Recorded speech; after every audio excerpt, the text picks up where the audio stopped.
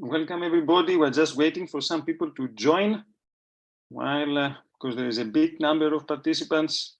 As soon as the biggest number or all of you have joined the webinar, then we will start with Çınar in a few moments. All our guests are here.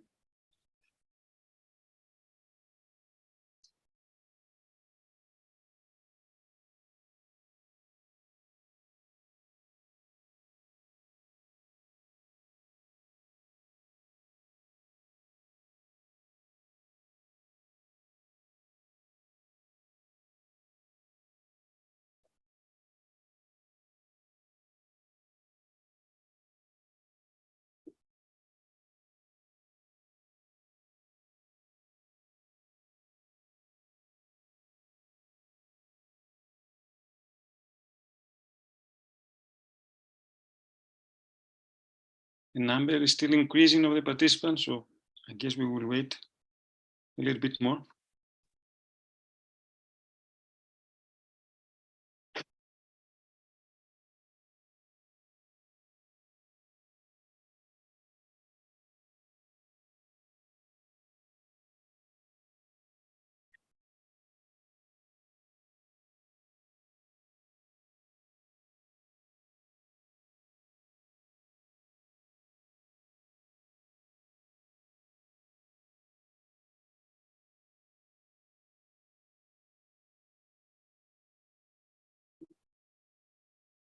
Kemal, do we know how many participants are waiting to join?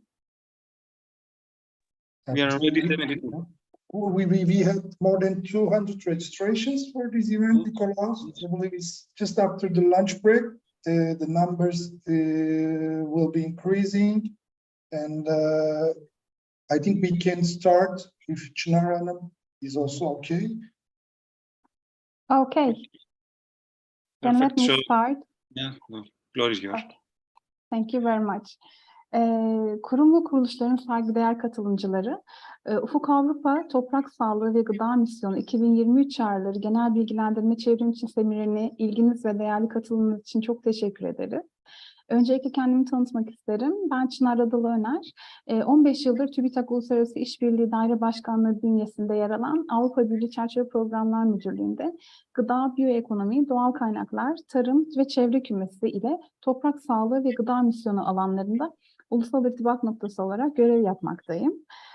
Programımıza başlamadan önce tüm ülkemizi derinden sarsan ve çok sayıda ilimizde etkisini gösteren deprem felaketi sebebiyle ülkemize başsağlığı dilemek istiyorum. Ülkemizin yaralarını sararken canla başla emek veren tüm vatandaşlarımıza sabırlar diliyorum. Değerli katılımcılar, ülkemiz bilindiği üzere 2004 yılından itibaren dünyanın en büyük sivil araştırma ve yenilik programı olan Avrupa Birliği Çerçeve Programlarına asosya ülke olarak katılım göstermekte. Ve araştırmacılarımız bu programdan Avrupa Birliği üye ülkeleri her ne koşullarda yer alabiliyorsa aynı haklarla, eşit haklarla yararlanabilmekte. Dolayısıyla projelerde ortak veya koordinatör olarak çok rahat bir şekilde paydaşlarımız ülkemizden katılım sağlamakta. Son yıllarda araştırmacılarımız Avrupa'dan çok sayıda kuruluşun dahil olduğu büyük konsorsiyum projelerinde sadece ortak olarak yer almanın ötesine geçmiş durumda ve bu konsorsiyumları koordine etmeyi başarmış ve çok ortaklı projelerde Türk koordinatör sayımız büyük bir ivmeyle artış göstermiştir. Bugün paylaşılacak detaylı bilgiler ışığında da siz paydaşlarımıza projelerde daha aktif ve söz sahibi, hatta projelerin koordinasyonunda rol alabilecek şekilde destek olmayı arzulamaktayız. Ve bilindiği üzere yine Avrupa Komisyonu 2021 yılı itibariyle yeni çerçeve programı olan ve 2021-2027 yılları arasında geçerli olacak Ufuk Avrupa programını hayata geçirmiştir. İlgili programın toplam bütçesi 95,5 milyar avro olmakta olup, ilgili programda 90 milyar avro, 9 milyar avroluk bir kısım ise sadece küme 6 olarak geçen, cluster 6 olarak geçen gıda, biyoekonomi, doğal kaynaklar, tarım ve çevre alanlarına ayrılmıştır. Toprak sağlığı ve gıda misyonu ise yine bu küme 6 kapsamında oluşturulan misyonlardan bir tanesidir. Bildiğiniz üzere toplam 5 tane misyon ortaya koydu Avrupa Komisyonu. Küme altı kapsamındaki misyonlardan bir tanesi yine toprak misyonu da. Ve 2023 çağrısı için ayrılan bütçede sadece 2023 yılında toprak misyonu için ayrılan bütçenin de 126 milyon avro olduğunu görmekteyiz. Toprak sağlığı ve gıda misyonu ile en temel hedef şu: 2030 yılına kadar Avrupa Birliği ve Türkiye gibi asosya ülkelerde toplamda 100 adet yaşayan laboratuvar ve iyi uygulamaları içeren örnek niteliğinde deniz fenerleri oluşturulması hedeflenmektedir. Bu minvalde misyon, bölgesel ve yerel otoriteler, kamu kurum ve kuruluşları, araştırma enstitüleri, üniversiteler, sivil toplum kuruluşları, özel sektör, yatırımcılar, danışmanlar ve vatandaşlar gibi tüm aktörleri, tüm paydaşları ortak bir potada buluşturarak harekete geçirmeyi planlayan bir yapısı var diyebiliriz. Bu bağlamda toprak sağlığı ve gıda misyonu kapsamında living lab'lar, yani yaşayan laboratuvarlar ve deniz fenerlerinin yanı sıra çölleşmenin azaltılması, toprak organik karbon stoğunun korunması, toprak kirliliğinin azaltılması, erozyonun engellenmesi, toprak yapısının ve biyoçeşitliliğinin artırılmasıyla vatandaşlar arasında da toprak literatürünün, jargonunun ve toprağın öneminin anlaşılmasına yönelik eylemler geliştirmesi konularında araştırma ve yenilik projelerinin desteklendiğini görmekteyiz. Çok kıymetli araştırmacılarımız, misyonumuza ait 2023 çağrısı 17 Ocak 2023 tarihinde başvuru açıldı ve başvurular 20 Eylül 2023 tarihine kadar devam edecek. Dolayısıyla bu süre zarfında ilgili projelere başvuruda bulunabiliyoruz. 2023 çağrısı kapsamında desteklenecek olan tüm projeler tek aşamalı başvuruya tabi. Dolayısıyla proje deadline'ından önce, başvurunun son tarihinden önce tüm projeyi, nihai projeyi, önerilerimizi sunmamız gerekmekte. Ve misyonda dediğim gibi ayrılan bütçe sadece bu çağrı için toplamda 126 milyon avro ve ilgili çağrıda önceki çağrılarda olmayan aslında en büyük yenilik şu: 2 adet proje konusu doğrudan toprak sağlığı alanında yaşayan laboratuvarlar oluşturmakla ilgili. Daha önceki 2021 ve 2022 çağrılarında yaşayan laboratuvarlarla ilgili çağrıya çıkılmamıştı. Bunun altyapı hazırlığıyla ilgili çalışmalar yapılmıştı. İlk defa 2023 çağrısında yaşayan laboratuvarlar ve deniz fenerleriyle ilgili toplamda 2 tane de konu olduğunu görüyoruz. Toplamda da 4 kadar projenin desteklenmesi öngörülüyor. Bu kapsamda bunu da belirtmek isterim. Özellikle bu iki konuda vatandaşlar da dahil olmak üzere toprak sağlığını destekleyebilecek tüm paydaşların ortak çalışması gereken bir yapıda tasarlanması gerekiyor projelerin. Bu ve bundan sonraki çağrılarda da yine yaşayan laboratuvarların ve deniz fenerleri konularının projeler kapsamında 2027 yılına kadar desteklenmesi öngörülüyor. Hatırlarsanız zaten nihai hedef toplamda 100 adet yaşayan laboratuvar oluşturmakta. 2023 çağrımızın açılmasıyla birlikte 17-18 Ocak 2023 tarihlerinde Avrupa Komisyonu tarafından Misyonlar Bilgi Günü düzenlendi aslında. Ve bu ilgili etkinliğe ilişkin kayıtlar da web sitemizde mevcut. Siz paydaşlarımızın bilgisine sunulmuş durumda. Bunları önemsiyoruz çünkü ilk ağızdan, Avrupa Komisyonu'ndan ilk ağızdan ilgili bilgileri alma fırsatımız oluyor. Dolayısıyla eğer çağrılarla ilgileniyorsanız bir referans dokümanı olarak yine ilgili etkinliği de inceleyebilirsiniz. Bu ve benzeri tüm etkinliklerin duyurusunu biz aynı zamanda kayıt bilgilerini vesaire web sitemiz olan ufukavrupa.org.tr adresinde yayınlıyoruz. Yer alıyor bu tür bilgiler. Dolayısıyla buradaki katılımcıları da mümkün olan en kısa zamanda ilgili etkinliklerle ilgili bilgi edinmek isterlerse web sitemize üye olarak güncel haberleri oradan takip etmelerini öneriyoruz. Ben sözlerime son verirken etkinliğin düzenlenmesinde çok büyük emeği olan Avrupa Birliği ve Türkiye Cumhuriyeti tarafından ortak finanse edilen, yürütücüsünün de Sanayi ve Teknoloji Bakanlığımız, ana yararlanıcısının da TÜBİTAK olduğu Rekabetçi Sektörler Programı kapsamında desteklenen Ufuk 2020'de Türkiye Faz 2 Teknik Proje Destek Projesi ekibine huzurlarınızda saygı ve teşekkürlerimi sunmak istiyorum. Onların emekleri çok fazla, projeyle ilgili destekleri çok fazla. Bu vesileyle alanımız kapsamında açılan çağrı konularının tedarik edilebilmesinden, ortaklık süreçlerinin yönetilmesine kadar her hususta sizlere elimizden gelebildiğince her türlü desteği sağlamaktan memnuniyet duyacağımızı belirtiyorum ve verimli bir seminer olmasını temenni ediyorum. Ayrıca izninizle etkinliğimizde bize destek sağlayan değerli konuşmacılarımıza da teşekkürlerimi iletmek isterim. I would like to thank our project team leader, Odysseas Spiroğlu, and our training coordinator, Nikolaos Fleratos, as well as our distinguished guests from Luis Sanchez from the European Commission and Ulla Sone Bertelsen from Aarhus University, Project Manager of Nations. Their participation and contribution are highly appreciated, and we look forward to an engaging and insightful discussion. Now I'd like to give the floor to our first speaker, Odysseas Spiroğlu. Thank you very much. Thank you, Tsinar. Welcome, everyone. It's nice to have this webinar, and I'd like also to thank our speakers for taking the time to be with us. Let me share my screen. Okay, can you see the right screen? Not in presenter mode, it says.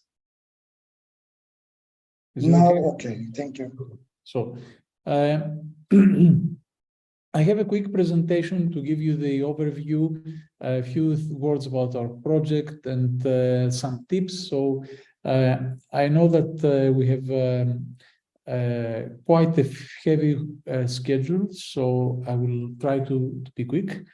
Let me remind you that this webinar is part of Turkey in Horizon 2020 project. Of course, we started in 2019 with Turkey in Horizon 2020, but we have gone now to Horizon Europe. We have a team of international experts here in Ankara and Istanbul supporting Turkish organizations. In this webinar, we have it's me and Nikolaos, but we are participating, and of course, Kemal and Celine, who are behind the curtains. Some tools that you may find useful and online resources. Chinar already mentioned the Ufuk Avrupa website. It's a new website that we launched last year for dedicated to Horizon Europe. But we also have a very rich in content help desk, which you will find in this address here, and you will be able to find all training materials, including videos and recordings from our past trainings. This webinar will also be uploaded there along with our presentations, and I'm sure that you will appreciate it. There are a lot of information there, including all calls, horizontal issues, legal and financial aspects. So I'm sure that you will find something of interest for you. The agenda of the day, an introduction and some key points and elements of for success in preparing your proposal under mission under this EU mission for soil. I will not give you a lot of details of for the soil mission, because we have Mr. Luis Sanchez from the European Commission, and he will present the whole idea and the objective and the topics under the 2023 calls. So I don't want to create any overlap. After that, we have a representative from Nations Project, who will present the objectives, the activities, the matchmaking opportunities through this transnational matchmaking platform, Ulla Sone Bertelsen. And we close with a presentation from my colleague, Nikolaos Fleratos, on the intelligence behind each of the current calls. So a few more practical tips on how to better understand what lies behind. So let's talk about the bigger picture. We have now EU missions. EU missions is a novelty in Horizon Europe. We didn't have that in Horizon 2020. It is a new way to bring concrete actions to big challenges. And the European Union has announced 5 missions. 5 missions that all have ambitious goals and will deliver concrete results by 2030. So we have the mission for cancer, with an objective to improve the lives of more than 3 million people. You see that there is a lot of quantification even in the titles of the missions. The climate resilience and with a goal to make at least 150 regions and communities climate resilient. The mission on oceans and waters, the mission on smart cities with the objective to make at least 100 cities climate neutral, and of course, the mission of healthy soils, for which we are going to talk about today. And the mission on soils is about creating and protecting healthier soils that can be used for food, for our communities, for nature, and for our climate. And to do this, European Union involves at least 100 living labs and lighthouses to lead this transition towards healthy soils by 2030. So before we go any further, I think it will be useful to discuss the concept of living labs. I'm sure that one will share more details and more the concept behind that, but the idea is that living labs are places to experiment on the ground. So they are collaborative initiatives between multiple partners and often diverse actors. So we have researchers, farmers, foresters, special planners, land managers, citizens, all come together to co-create and co-design innovative actions to address challenges and pursue jointly agreed objectives. Living labs are established on a territorial, on a landscape, or a regional scale, and they can coordinate experiments on multiple sites, such as farms, forests, urban, or industrial sites. They are real-world testing grounds. So the key features behind living labs that you need to remember is that we have stakeholder engagement. This is the goal. They involve a wide range of stakeholders. We have an integrated approach, so more focus on a comprehensive interdisciplinary solutions that address multiple dimensions of soil health, including the physical, the chemical, the biological properties, the socioeconomic aspects, environmental impact, and so forth. And we have real-world testing. So living labs, they can provide a platform for testing and validating innovative practices. In addition to living labs, we also have the concept of lighthouses. So lighthouses are single sites, like a farm, a park, where scientifically proven good practice and solutions are demonstrated. So they are demonstration sites. They can be single sites, or they can be part of living labs. And again, as in living labs, they are places for mutual exchange, peer-to-peer learning, for demonstration of good practices, and for further testing under real-life conditions of the innovative solutions that we want to apply towards sustainability, sustainable soil and land management. Some examples. One of the examples of living labs, it's the Living Soil Laboratory of the Center of International Forestry Research and the World Agroforestry Center. It's just one of them, but living labs, they're not new. We have the European network of living labs, and you can find a lot more information in enol.org, where you will see all the living labs, not only living labs connected to the soil mission, but all the living labs that work in various aspects and subjects of Horizon Europe.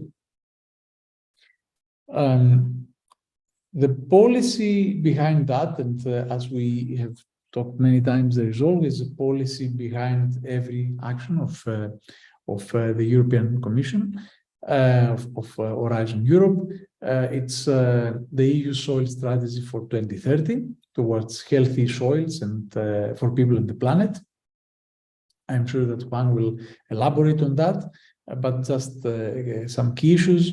The goals are to establish sustainable soil management, boost circular economy, restore soils, decontaminate sites, prevent desertification, increase research, help research foster, adapt to climate change, of course, and there are a lot of synergies here, as you can imagine, with the other missions, with the climate adaptation mission, with the oceans mission, and of course, engage the stakeholders, engage the society, and leverage financial resources. The vision of this strategy is to achieve healthy soils by 2050, with concrete actions by 2030. We know that we won't be able to have results by 2030, at least not significant results, but we hope that with the actions that we will put forward by 2030, we will be able to have solid results by 2050. A few tips now on proposal preparation and some points on how to better prepare your proposal. I'm sure that Nicolos later on will also elaborate on discussing call per call and help you demystify the text of every call. But these are some generic tips that you need to keep in mind when you are preparing your proposal. Make sure that you have a clear connection to the EU mission objectives. So dig a little bit further, read the EU policy on soil, check the objectives, make sure you address not only the current but the future challenges as well. Remember that missions require ambitious proposals, and explain how your project will contribute to these objectives, how your project is going to advance the overall goal for healthier soils. And make sure you address, again, not only current but future challenges as well. Discuss the analysis, make an analysis of the current state, suggest best practices in the field, in the sustainable soil management, in circular economy, in desertification, and so forth.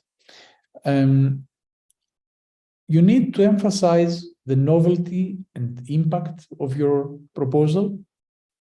You need to make sure that you are suggesting cutting-edge approaches, not just iterative improvements.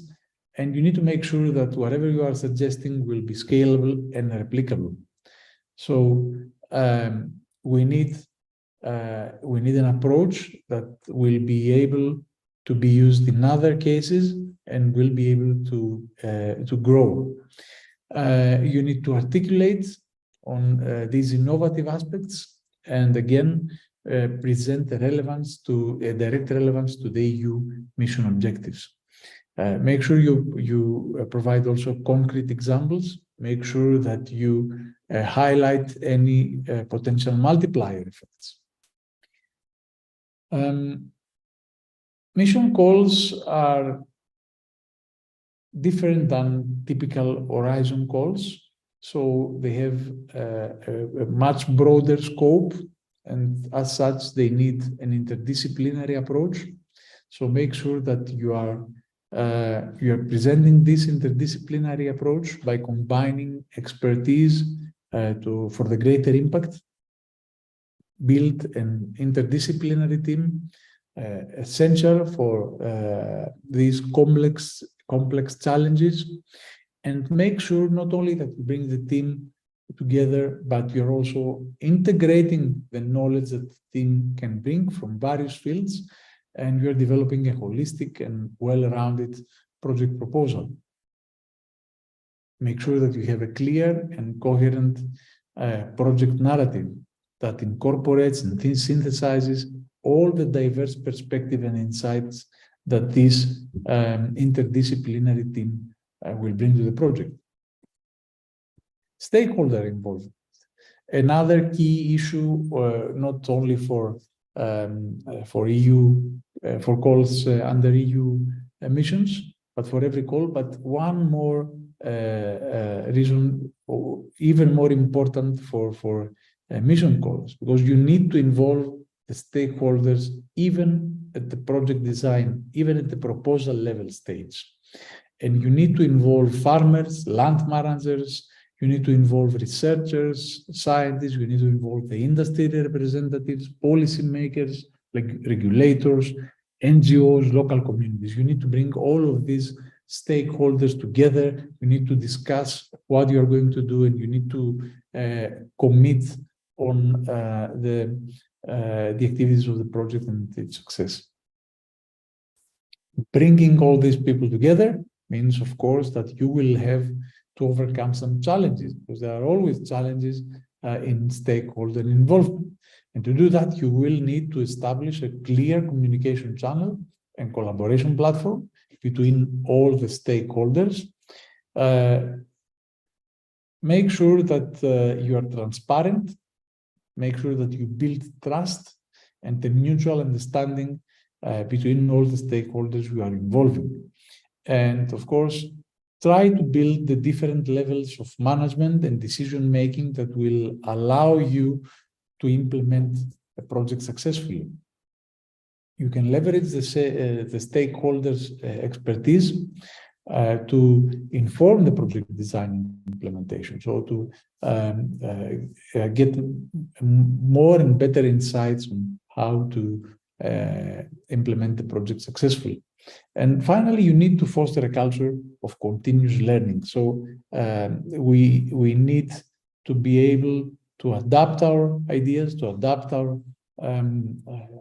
understanding, so that we can continuously improve. Communication and dissemination. It's one of the key issues in every proposal, even more here. Because you don't only need to develop and implement communication strategies to promote your project, but you need to raise awareness and understanding among key stakeholders and the general public of the need for healthier soils. So awareness is a key issue. We need to create awareness in order to have people behind this idea. And you need to facilitate this knowledge sharing, this learning, this capacity building in the field in order to make sure that you are disseminating the knowledge as appropriately. Finally, by enhancing the visibility and credibility and reputation of the project, you are ensuring again that you are contributing to the general awareness and the objectives of the EU mission. Budget and resource planning, it is always important. It's something that you should never forget. Yes, the projects are ambitious.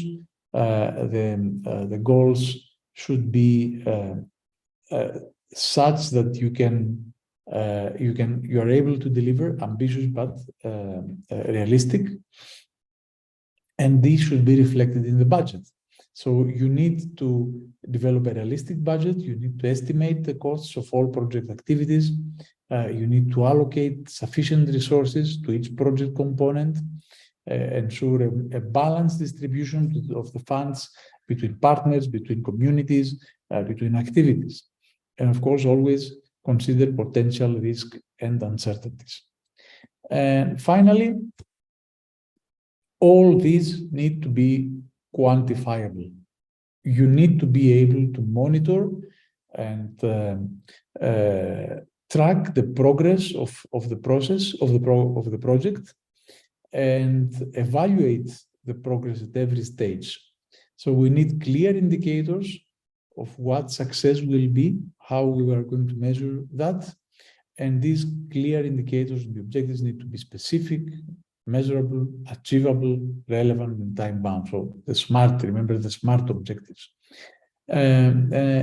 You will need to develop a monitoring and evaluation plan. You will need to explain your data collection methods, your sources, your frequency, your roles. This is part of the data management plan that every project requires now. And of course, you need to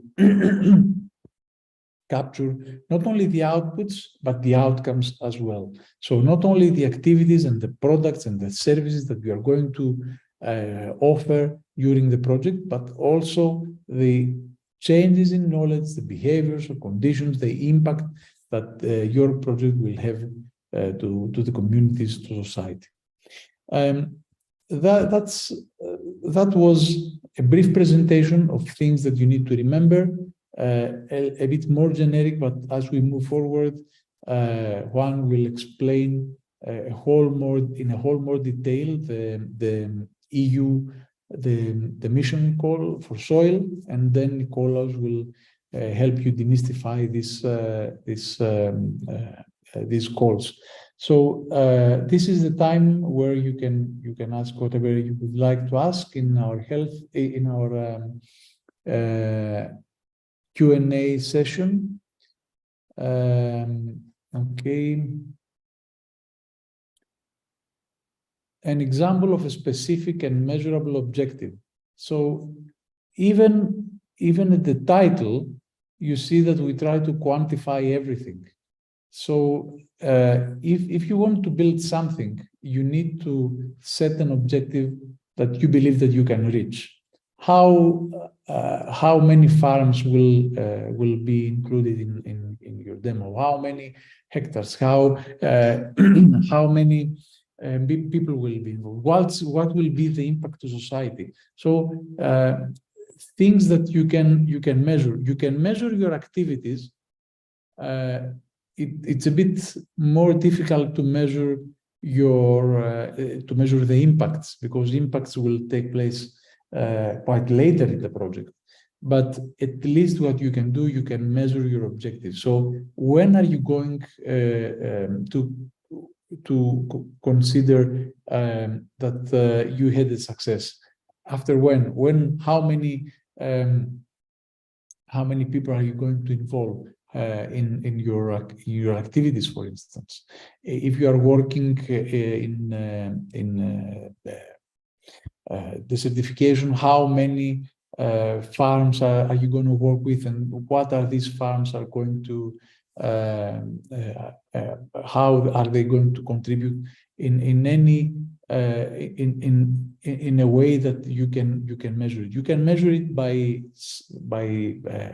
area. You can measure it by the people that will participate in that. You can measure it in an improvement of product.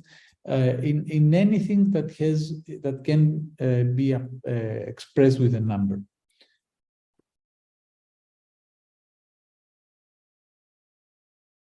I don't know if Nikos or Juan or Luis, sorry, would like to suggest anything.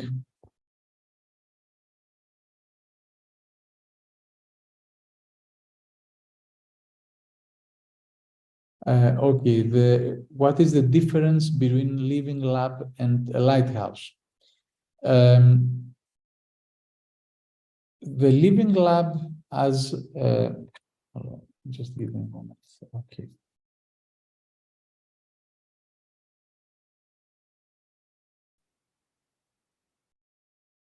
Okay, the living labs are, as I said, collaborative initiatives.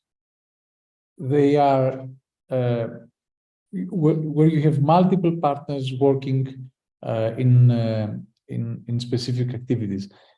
The lighthouses are basically demonstrations. A lighthouse can be part of a living lab.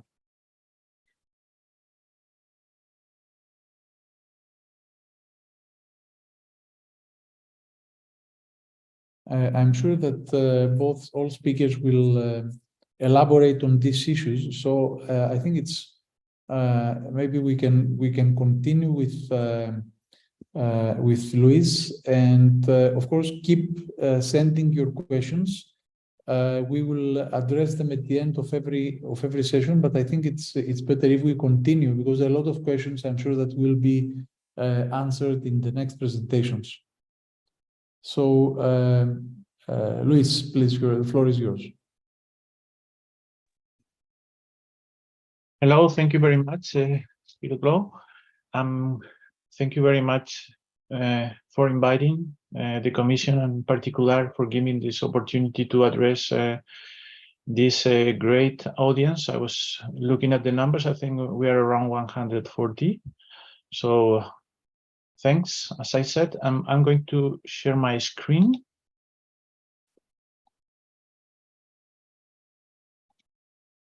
For the presentation.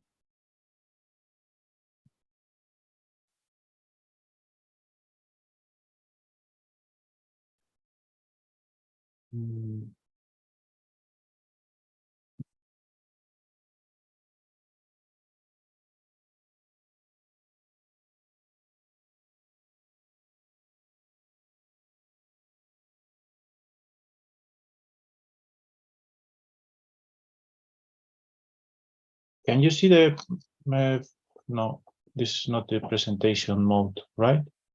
No, it is. It looks like it is. Can you change slides? Yeah, give me a second.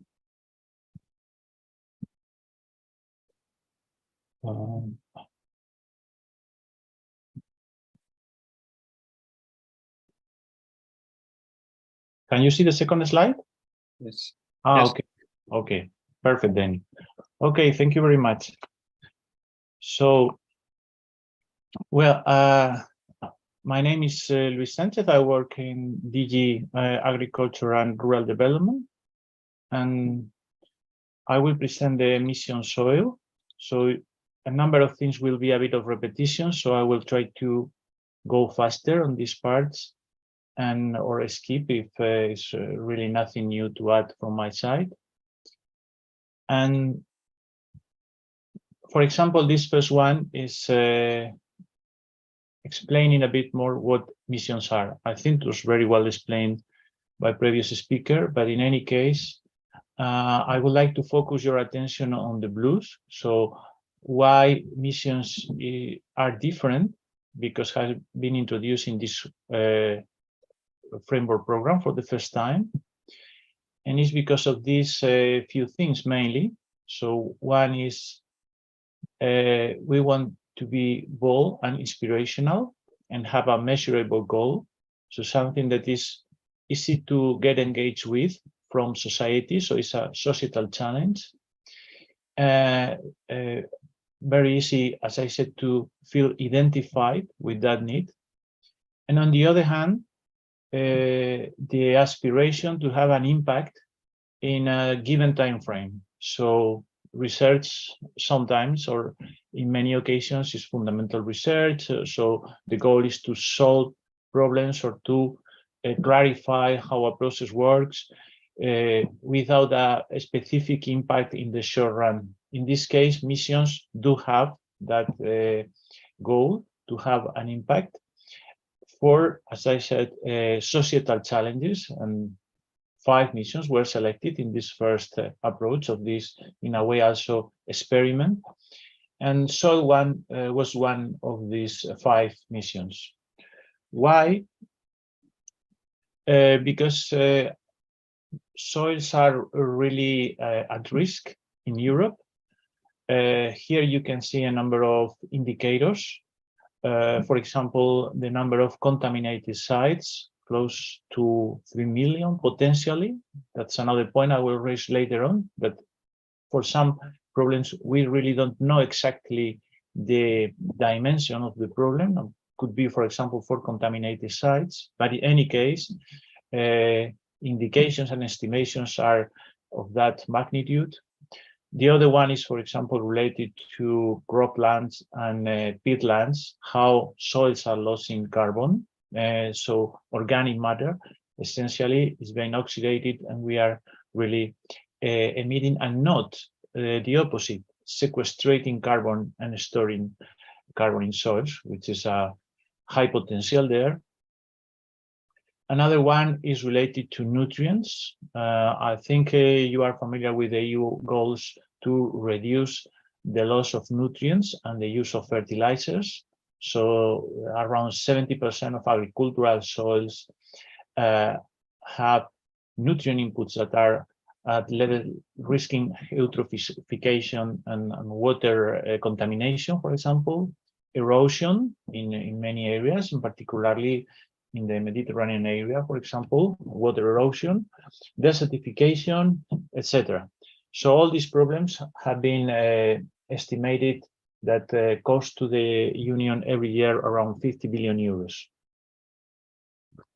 So, as I said, 60% of our soils in Europe are considered unhealthy. This means that some of these different indicators are negative or are at a high negative level. So either the erosion is very high, or contamination by pollution by chemicals, or desertification, etc. So the mission, this is the main starting point. We want to revert this situation. The other one is that, in fact, there is a lot of research already on soil. Soil science started many years ago, and well, many has been done on this, but there is a knowledge practice divide. So many solutions have not been implemented, are to be applied in different soils and climatic conditions, and this is a difficulty as well, because soils are by definition very diverse. Another one is, as I already anticipated, contamination, and waste management are to some extent not well known. In the other problem that is very much linked to this one is soil monitoring is not harmonized or undertaken in a systematic way. So there are different ways to measure, and not all the member states or associated countries are really actively monitoring soils and soil health. And last but not least, and was also highlighted by previous speaker, there is a high political and business attention from the side of the Commission. It was mentioned the soil strategy for 2030, but also the upcoming soil health law. But also from the side of businesses, there are more and more interest in soils and healthy soils. So in a nutshell, the main goal of the mission, as I said, missions want to have an impact, a measurable impact. For the mission soil is to have 100 living labs and lighthouses. Living labs are at the core of the mission. Is the instrument that was selected to really meet all the objectives that are specifically listed below. So, for example, reduce desertification, well, all the objectives that address the problems I explained in my second slide. So, conserve soil organic carbon, stop soil sealing, it's another problem, reduce soil pollution, prevent erosion, increase soil biodiversity, reduce the footprint of soils. And the other one that was also mentioned that I would like to highlight again now, and I will probably do it more during my presentation, is to improve soil literacy in society. It has been identified as a problem that soils are, in a way, the invisible player. They support and they contribute to produce food, fresh water, many other ecosystem services. But in a way, most of the population are not aware of the importance of soils beyond soil scientists and beyond specialists. Another point that I wanted to make at this stage is that the mission is not only about agriculture. I come from DG Agri. I'm talking about agriculture, but it's not only that, it's also urban soils, and that's important, industrial soils, and that's important also when it comes to soil sealing, for example. So the right-hand side of my slide highlights all the different dimensions of the mission. So it's also about urban and spatial planning. It's about industries and food production, pharmaceuticals, decontamination, fertilizers, of course, earth observation, education and training, and nature and climate protection. So how the mission is being implemented, there are 4 main building blocks. One is research and innovation. So there are still some gaps, knowledge gaps that the mission wants to bridge and to fill. So this is one of the core parts of the program to support this innovation and research. Second, very much related to the first one, is living labs and lighthouses. But there is a step beyond here because, and I will insist on that, is research, but it's also testing solutions. As I already mentioned, this innovation, knowledge, practice divide, living labs is the instrument to really try to bridge this gap between practice and knowledge. Third one is soil monitoring. We have a strong building block to develop the framework for monitoring and measuring soil indicators. So it's also about defining the right indicators to for soil health and how to measure. And finally, communication, training, and advice. So it's more about soil literacy and citizen engagement. So where we are with the portfolio of projects, and the mission started in 2021. In the planning that you have in this slide, shows that the mission started first year trying to deploy the building blocks, so infrastructure projects that support next projects, for example, living labs, and projects on monitoring and soil health indicators. That was the first year. The second year, we went more into detail on specific knowledge gaps related to remediation strategies, for example, for contaminated soils, soil biodiversity, which is an emerging topic where more knowledge is needed, more research, use of bio-wastes for soil improvement, carbon farming, which is another important ecosystem service that the mission is paying a lot of attention, and soil literacy. And in this work program 2023, for the first time, we open a call for living labs. Will not be the last one. There will be more. I will explain how many living labs we are planning to have in this under this call. So there will be more and in the next work programs.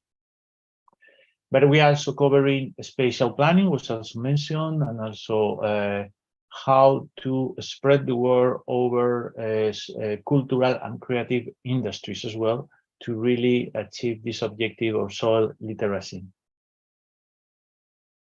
So on the topics for this year in this table are all of them summarized. I'm not going to go into the details of all the topics one by one. I will stop and provide more details on living labs. But here you have, I think, a good summary to see all the different topics, 10 topics or 9 topics, plus to join topics with other missions. So on the column on the right-hand side, you can see the type of action. Sorry, because there are some acronyms that maybe you are familiar, but maybe not. So TOA is a type of action. There are mainly 3 types of action, and probably Nikolaus will explain this later on. Yeah, okay, perfect. So it has to do, just very briefly, with the level of technology readiness. So research and innovation actions are rather lower. Innovation actions are higher, so closer to the market or to the commercialization of an innovation.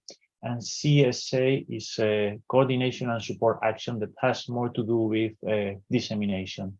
Then you have the budget, and then the last number between brackets is the number of projects we in principle expect for each topic.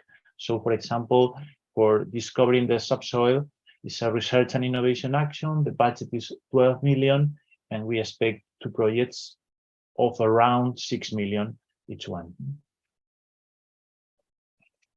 We have also joint topics, topics with other missions, because of course the goals we have are part of the Green Deal, for example. So we are all contributing from different angles. So makes a lot of sense, or all sense, to really work together when there are problems that are tackled better in coordination. So we have one with mission Oceans and Waters.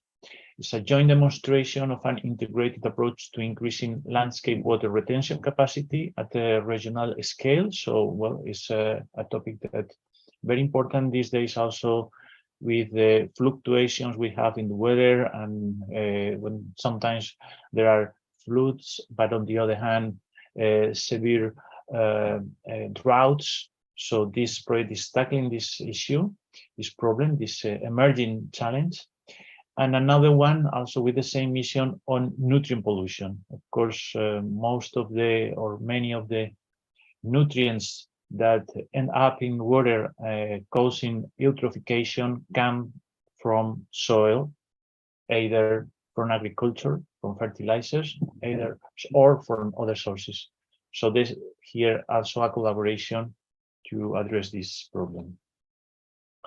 So going a bit more into detail on living labs and lighthouses, I think it was well explained what 2 things are. There was a question on that, so I will repeat for the sake of clarity.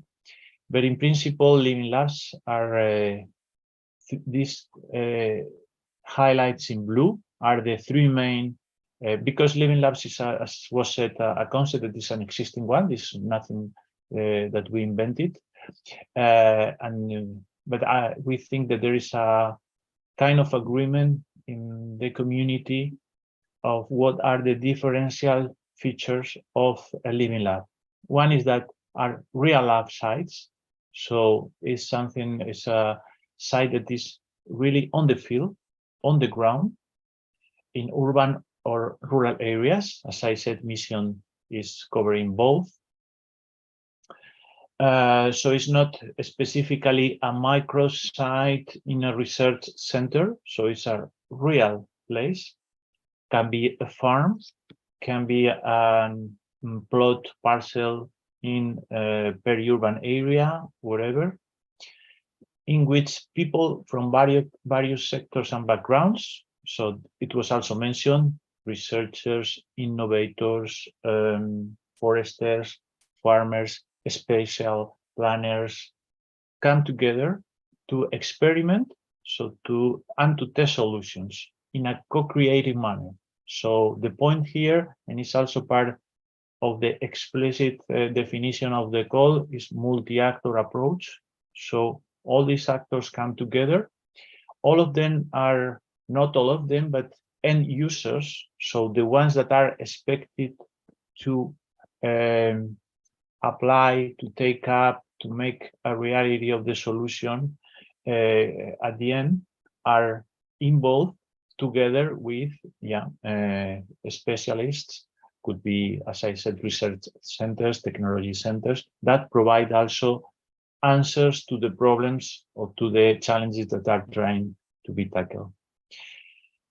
Where lighthouses are sites of exemplary performance, meaning that it's an individual site. Living lab is multi-site, lighthouse is individual site, where a solution was successfully tested and now is ready to showcase as a good practice. So in a way, could be an evolution of one site coming out from a living lab. Let's imagine a living lab working to reduce erosion in a particular area, and a number of practices are tested, and some of them for a particular soil or conditions work very well. So that site, group of sites could be, or one individual site, a lighthouse.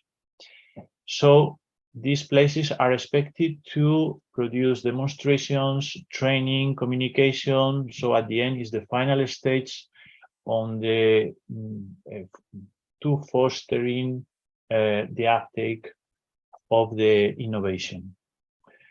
So in our planning, the goal was already set, 100 living labs by 2030. We are now starting with this phase 1 induction and pilot. So with the first wave of living labs, but we expect that in the future there will be this gradual expansion and scaling up and mainstreaming. So in 2023, we have 2 topics under the same goal. One topic, I would say, is bottom up. So there is no, it is not challenge driven. So applicants come up with whatever kind or type of challenge they want to address with the living labs. While there is another one specific for carbon farming. Carbon farming is strategic, of course. I already said a word on that. So there is one specific. In the future, there could be similar combination. We don't know yet if there will be a continuation of bottom up, and from time to time, we may also address specific challenges with specific topics. So the topic, the bottom up topic, we expect here 3 projects of around 12 million each. So in total, 36 million. Each proposal that hopefully will become a project if selected will include 4, 5 living labs. This is indicative, but this is in principle what seems to be realistic with the budget that should cover or would cover at least 3 member states or associated countries. The living labs, so we expect from, for example, from these topics, 4 topics at the end, around 15 to 20 something living labs.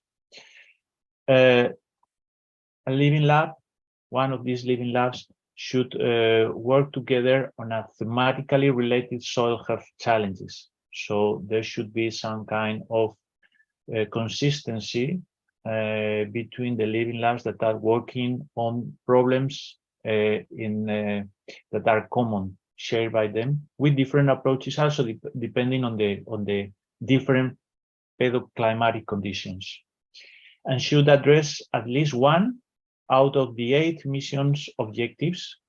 Of course, maybe addressing all of them can be difficult.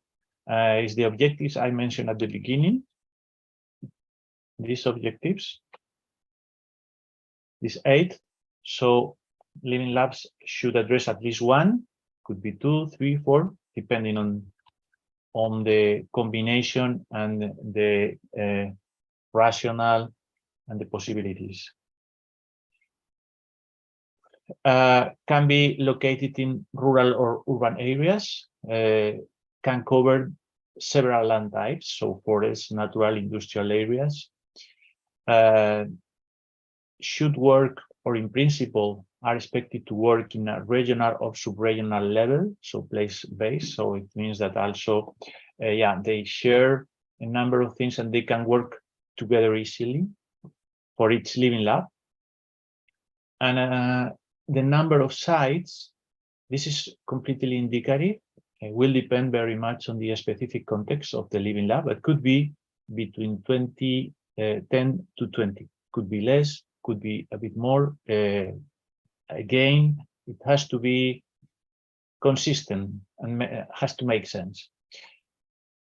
And well, if you want to find more specific criteria for living labs, our implementation plan, the mission implementation plan, includes more information, and also a number of projects that I will mention in my next slide are also supporting. As I said, in the first work program, we deployed some projects, or we selected a number of projects and topics to support future Living Labs. So those projects have already started and are there to help you to prepare a good proposal. It's also important, as you see on the right-hand side of the slide, to mention, well, multi-actor I already mentioned. Many beneficiaries can provide financial support to third parties. What's the point on this? The point here is to facilitate, for example, the participation of farmers. So, as I said, Living Labs are real sites. We want to see real practitioners taking part. Sometimes for them can be difficult to be part of a Horizon consortium, and this cascading funding, as we so-called in our jargon, is the possibility to provide financial support to third parties to be part of the project in an easier way. Well, the projects, I will talk about the projects in a slide, and I think you have also a dedicated presentation for nations. It's also important to interact with networks as EIP Agri, which is for Common Agricultural Policy for member states. It's also keep an eye, pay attention to the EU Soil Observatory. I presented at the beginning this dashboard that indicates this 60% of soils are unhealthy. So this has to do with the monitoring building block, and Living Labs are expected to measure things, to take a stake of the baseline, apply solutions, and see what is the impact of those solutions. So you have to measure. We also propose indicators in our mission implementation plan. The EU Soil Observatory is our main tool to measure, and well, you will have there a lot of information on possibilities to collaborate. Okay, so quickly mentioning projects that you should keep in mind if you are thinking, or you are already, and probably if you are already preparing proposals, you will be well aware that we have Nations, which is organizing engagement sessions in a roadshow format in member states and associated countries to inform, to connect possible partners, to inspire potential applicants. So visit their website if not done yet. Prep Soil is another project that is providing tools and spaces for interaction, knowledge sharing, co-learning. They are identifying soil needs in different regions. So, well, it's another project to keep in mind. And also MB Soil, which is providing technical support for the training of specialized soil advisors. So this is also important when we are talking about Living Labs. So, well, very quickly on these joint calls, well, I think I already mentioned this part. The scope of this joint call between oceans and soil, as I said, is to increase landscape and soil water retention capacity, but also using nature-based solutions to create or to increase resilience to climate change and to improve water and groundwater quality. So it's very much related to soil health and biodiversity protection. Here we have similar conditions, so 3 member states minimum, multi-actor approach, use of our geographical positioning tools, and there is also the possibility to give cascading funding for associated regions. And this is also, I put this here because could be, of course, relevant for Turkey, because it's solutions to address nutrient pollution in the landscape river system in the Mediterranean Sea basin. So it's, I already mentioned that it's about reducing the use of fertilizer or how to use more efficiently fertilizers to reduce the runoff and the leaching of nutrients to water and groundwater, and at the end to reduce the risk of eutrophication. Same minimum conditions, so it's 3 member states, and also the possibility to provide this cascading funding with the cooperation, as you can see again, with the JRC and the European Soil Observatory. Let me pay 1 minute of attention to the Mission Soil Manifesto. Was presented the 18th of April, and this document is a kind of charter, non-legally binding document to formalize the support to the mission from stakeholders. So I really encourage you to sign either as an individual or as an organization this manifesto that can be signed by regional and local public authorities, private and public organizations, NGOs, philanthropic organizations, schools, universities, institutes, associations. So, well, it's a way to visualize the support to the mission and beyond the mission to healthy soils in Europe. So, it's very simple document. It's a set of principles, basically remind the importance of soils, acknowledge the status of soils, as I said, not healthy, recognize the urgency to act, support the mission and the objectives of the mission, and take actions as policymakers, organizations, or individuals. I think this is the end of my presentation. Thank you very much for your attention, and I'm available for questions, if any. Thank you.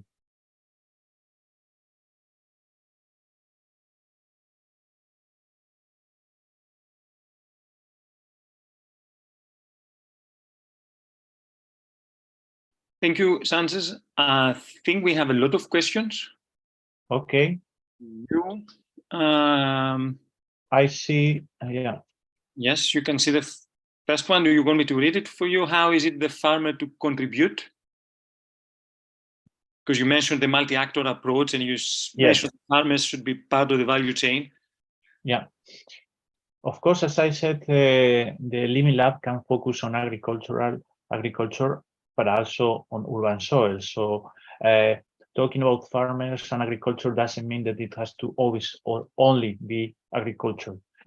But going to the point of the question, the farmers are supposed to be involved, of course, whenever it makes sense, because we are tackling, or you are proposing, or you are addressing one of the goals that are relevant for farmers. Let's imagine that we are talking about erosion, as I mentioned before, and you really want to test new tillage practices, for example, and you want to see how you reduce erosion. So at the end, there could be different strategies, different solutions that will be experimented and tested within the Living Lab. And at the end, this is about real sites or living labs. So the point here is that at the end, there is a practitioner that is also testing in practice at the scale it requires in the real world, a particular practice.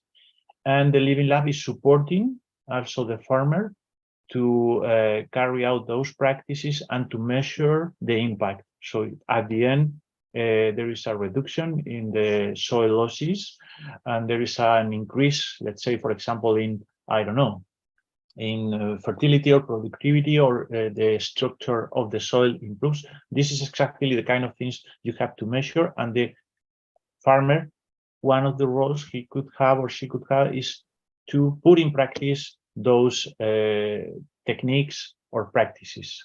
But this is just an example, so it's up to you, so you will have to think about it, but this is more or less the philosophy. Okay, perfect. Thank you for that. So those two questions, they're the same from Idris. And I think Dr. Kevser asked something, but it was answered, but I will ask again just to confirm. He wonders whether should we plan the same demonstration in the project partner country when we prepare the project proposal. For example, when examining soil health factors, the conditions of European countries may be very different from ours. Exactly, I think this is the essence. Conditions are different. So let's imagine, using the same example, that erosion is the challenge you want to tackle, and the practices, the solutions you test in a particular region. And this is why also living labs are designed at regional, sub-regional level in a particular region when you really have some standard or similar conditions when it comes to rainfall, slope, or whatever, or types of soil. So the challenge is the same, but the solutions are different depending on the conditions. So yes, as you said in the question, the person who asked the question, the conditions may be different, but the challenge is the same, and the solutions, by definition, have to be different. Okay, so if I understand well, we can have living labs from regions across different countries, because that's the purpose of a living lab. It could also be regions in the, yeah, of course, yes. At the end, you need minimum 3 countries.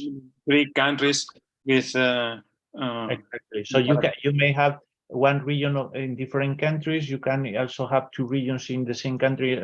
Well, there are different combinations, but the living lab, one living lab should have some consistency at regional level, and on the other hand, the project itself should tackle, if I can say this, thematic, let me repeat what was written in the thematically related soil health challenges.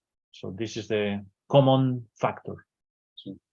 Common thematic characteristics. Okay, and you mentioned also, Luis, that before we go to the next one, that the Joint Research Center and the EU Soil Observatory are key partners in a mission. So I guess they could participate as associate partners without any funding and without any contribution to the proposal writing. Is that correct? It could be. I don't remember now. I think they are mentioned in other topics. For example, we promote their participation, so they are not participating directly in the project.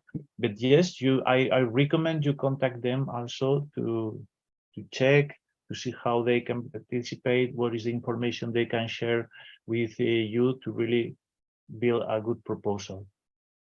And is there a specific contact person or a communication channel, or you go to the website and you look there? You can go there to the EU Soil Observatory, and there, because the EU Soil Observatory is hosted by the JRC.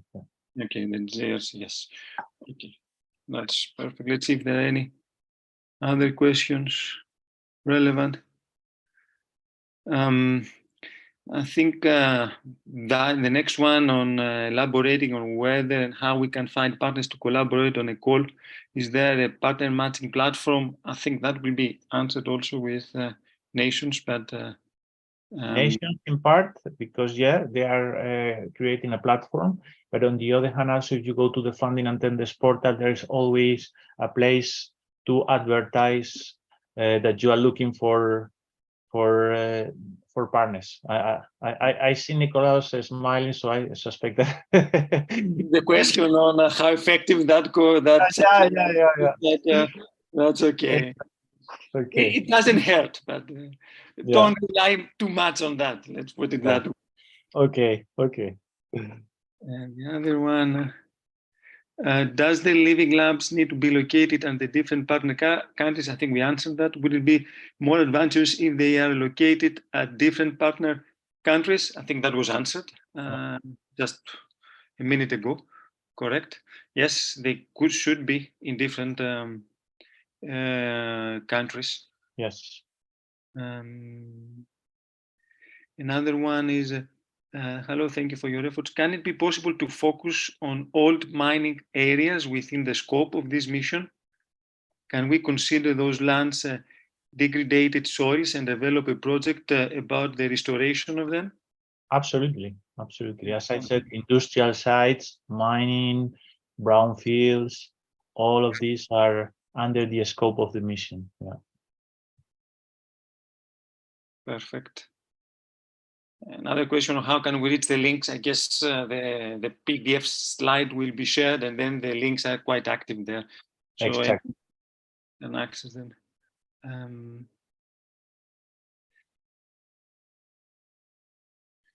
don't understand the last one of Yusuf. Is there any partners who have? It's also about, Well, I'm I sorry, think it's the also same, I think. asking for partnering Yeah. tools. So the matchmaking answered that. platform for nations and funding Yeah. and tenders portal would be the answer. It was already answered, so. Yes. Exactly. Okay. So I think all the answers, all the questions have been answered, but if you believe that something hasn't been answered from the one, so you have some further questions, please keep them aside. I believe Mr. Lewis will be with us also, and for any other questions that might be raised. So Yeah, in any case, I am available in the future, so you can contact me if there are more questions or something you want me to clarify. I will be more than happy to. perfect. Thank you for that. And since we see that there was so much interest on how to look for partners and etc., and since we can go to the next speaker. Thank you. Thank you, Luis, for that. Excellent, very helpful. Nicolaus, I think Mrs. Sula will be the next, right? Okay. Then, she will be joining us in 20 minutes, as in the agenda. If you, Do you want me to start with my session or? yeah, if you want, we can also reflect Slido poll. Or pause for 5 minutes and see whether she joins. So can we have a break of 5 minutes? And then maybe she I joins. think so. Yeah, Yes? yeah, I think so. I think everyone deserves a break. Now we had some long sessions. So let's have 5 minutes. So Kemal, rely on your counted down clock as we had last time. I liked it a lot. So if you can have that, then we can be back in 5 So minutes. just to be confirmed, 5 minutes, right? Yes, Nicolaus? 5 minutes. Oh, okay. And then we will start with the Slido. Or with Yes, Ula. we can All start right. with the slide. That's an Okay. idea. Yes, Okay. fine. See you in 5 minutes. See you.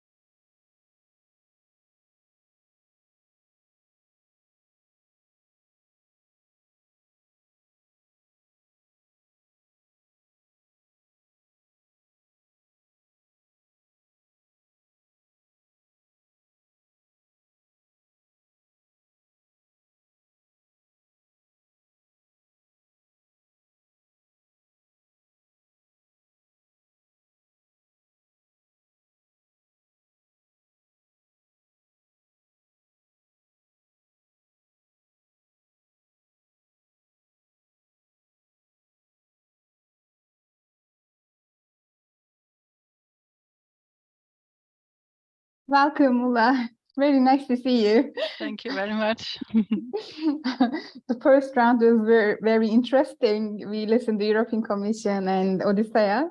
So we had just a short break and we will continue now. Nice. Yes, thank you for inviting me. It's a Thank great you. pleasure, and with this assistance from you to spread the what we're doing in Nations, that's really nice. So I will try to share my screen now. Thank you. Shall we start, or do we have a few minutes more to start? Okay.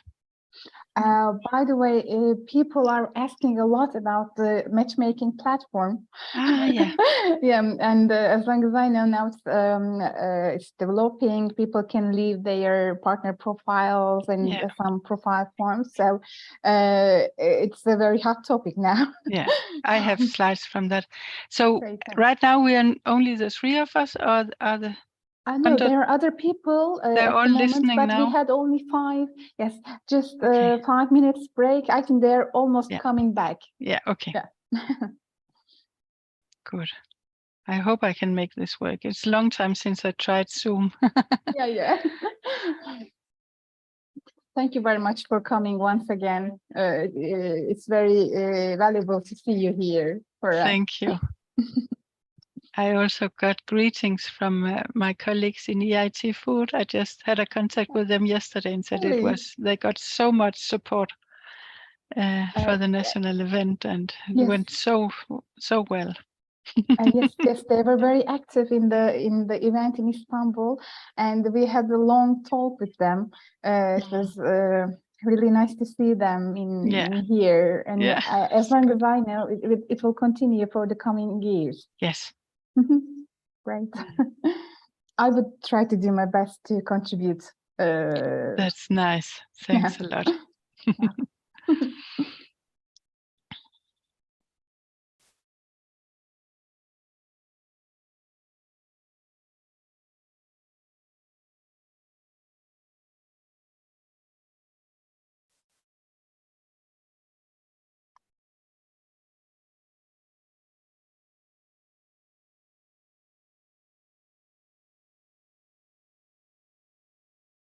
Shall we start or wait for a couple of minutes? What do you say?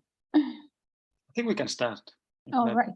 Since there are people, we have the speaker, people should be online looking forward for Nations. I'm sure they are very excited, so we'll keep them more waiting for that, I think.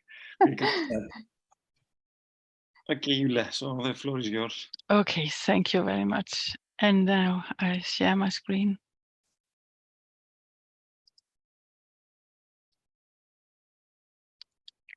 Can you see my screen now? Okay. Thank you very much for inviting me for this event. I'm really thrilled to be here, and I think you have made a great program for the day. Unfortunately, I couldn't join the whole time, but it's really looks interesting, and it's so great you are doing so much to support the applicants and the soil mission. So I'm here to present the Nations projects and how we support the applicants for the living labs in this soil mission call. And I'm the project manager, and the coordination office is based in Denmark at Aarhus University. Oh, sorry. Yeah, here you see our partners. In Turkey, the dark green are the member states where we have a partner, and the light green are the member states where we don't have a partner. And the same here, members, associated country with a nations partner and associated country without a nations partner. So to cover Turkey, we have EIT Food, because they already have very good contacts in Turkey with a EIT Food partner. So they are organizing, with the help from you, the national events in Turkey. So it's a 2-year project running to support this year's call and next year's call. Yeah. And our main objective is to help this living lab, the special soil mission living lab, that's to apply for this call. There needs to be some kind of more support than normally for the commission calls. So they have asked us to, or we have applied, of course, but our task is to support as far as we can and aim for successful applications for the soil health living lab calls, and also to help deploy the soil mission across Europe. And we're covering 4 land use types: the agricultural, the industrial, the urban, and the forestry, like the whole soil mission. I'm just putting these down all because this is how we build the project. We have these engagement events in all these countries, 43 countries this year, and the matchmaking, which you will see later. And we're making fact sheets and webinars to learn more about how this living lab methodology is connected to the different land use types. And then we just launched a help desk and a frequently asked questions where you can go and ask us specific questions on these calls, and we'll do our best to answer. And we have made coaching sessions for national mentors, and Sina you are one of them. So you can have a coaching in your national language on your ideas of a living lab application. And then we're making thematic events on the specific land use type, but that's only after the call has been launched. And then the matchmaking transnationally as well. And here you see the announcement of the Turkish event. I hope many of you participated, those of you who are interested in these calls. And I don't know what it says, but I'm sure I heard it was a real good event. And here is the agenda, which I also don't understand, but the important thing here is that the event was actually recorded. So you have a second chance to see the event. It's 3 hours, and maybe you're not so interested in everything, so you can just jump. So that's why I took it on this slide. And then the mentors trained by nations experts. Here are your 2 mentors, which you can contact directly, and then you can use the matchmaking tools to have one-to-one session, or you can find another way to interact with the mentor. And here is the matchmaking platform. The link to the platform is here, and there are a lot of explanation on how it works in practice. You will have to register to get in, and then you should be able to find people with your interest in there. And right now this will be open.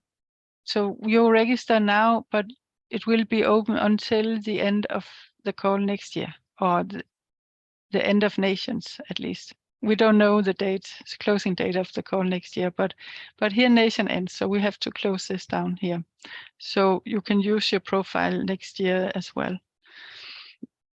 And I just want to show how many, there are not so many participants, 263 now, but it will be more and more and more. And there are, 11 from Turkey. And here you can see how they are distributed among different kind of, if they're from national authorities, regional, national landowners, or whatever. So you have to register and publish a profile to explain what you are looking for, and then you can browse the other participants' profile, and you can send meeting requests to those you find there, and then have these matchmaking events. So we call them events, but it's actually one long event lasting to October next year, and then hopefully a lot of small events, 1-to-1 or whatever. Then we will have some capacity building webinars and fact sheets. The webinars are very much focused on the Living Labs, understanding how to govern a Living Lab and the application process, and to set up a Living Lab. That's in Null, real experts in Living Lab. They are not doing anything else than helping their members to create Living Labs. So that's really a good expertise. And then we have fact sheets on the different land use types, which will be launched this week, actually. The webinars will be in late June and early July. So you have to see when they are announced soon on our website. Help Desk has just been launched yesterday. So we are ready to receive questions, and we are quite excited. We have no idea how many will come. There is, this is the email address of the help desk, and there are some frequently asked questions. So you should check there before you ask a question, and then you can ask your question, and we will find the right people to answer in our consortium. So yeah. Then we will have some thematic soil events as well, and they are only after the first call, so they're not relevant right now, but it's to focus on especially the other soil land types and the business issue with these Living Labs, to better prepare the applicants for the next call. And we will have at the national event, it was prioritized which one are most relevant, and the themes will be selected based on that, and also input from the mission secretariat's needs. So it's not right now. So please go and join our web newsletter and follow us on LinkedIn and Twitter. Please help if you know somebody who should know that we exist and our support exists. Please spread the word, and I'll send you're welcome to share this presentation after the meeting. Now I would like to ask if you have any questions.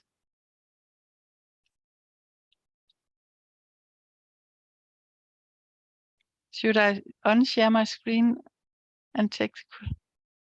I can unshare and then share again if needed. Yeah. There is a question asking if it's possible to share the website via chat, but I think we can handle that. So yeah. Yeah, certainly. Thank you, Ulla, on that. This is Nicholas. I understand that Nations is a relatively new initiative, so you don't have any success stories to share yet. Is that correct? Either from the partnering point of view or from the mentoring point of view, support point of view? We don't have.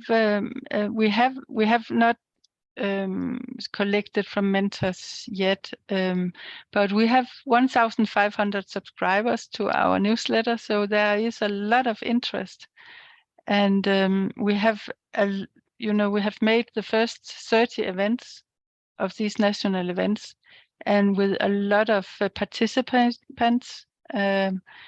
So we already have some things to be proud of, even though we are new. We started 1st of November, and it takes some time to get to know each other and get familiar with, what is it?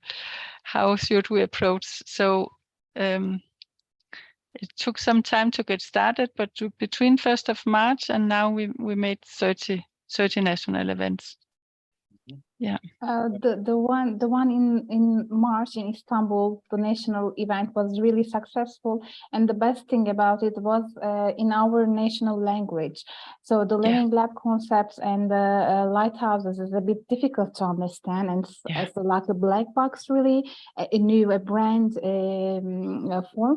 So in order to realize the transformation of information to the audience, the national language is very critical. So I think it's the most important component of the of this engagement base. Oh, that's nice to hear. Mm-hmm. Yeah. And this day is in English, or is it only now with me and the commission? No, it's in English. Okay. It is in English. Okay. I can see that people are really interested in links, so I'll just put links in the chat to the things I've shown here on the screen, the matchmaking and the video from your national event. Yes, I can see there are how we should join the nations. We can't join the nations now. We are running a EU funded project. So, but you can follow the activities, and you can already start asking questions to the help desk, and contact your mentor.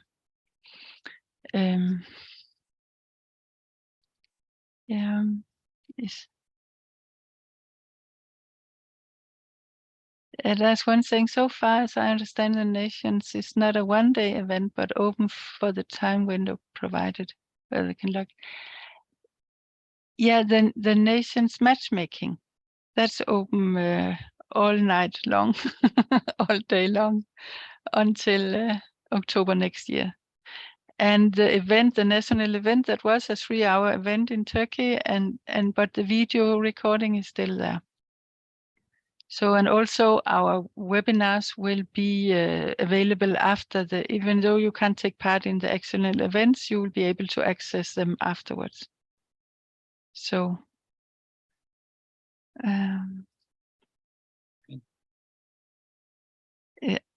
is there any priority project? Is that maybe related to the Living Labs project? I'm not sure. Yes, I think Mr. Idris is asking about how to prioritize the topics in the project. So they are already written in the Soil 2023 work program. So according to the needs, we are going to prioritize them. But for the Living Labs, I think more information will also be provided. It can be focused on farms or urban areas or industrial sites. So yeah, and new in this is that you don't have to decide everything on forehand. The Living Lab can be developing, so it doesn't. You don't need to develop everything before the application deadline. So it's more flexible than normal calls of the Commission. Yeah. And there is another question in Turkish asking what's the minimum condition, what's the number of minimum countries in order to realize a project? It is just the same for the whole Horizon Europe project, 3 member states or associated countries minimum. So an answer for Mr. Gürbüz Mehmet Ali, it's going to be for at least 3 different countries in member states or associated countries like Turkey. Okay.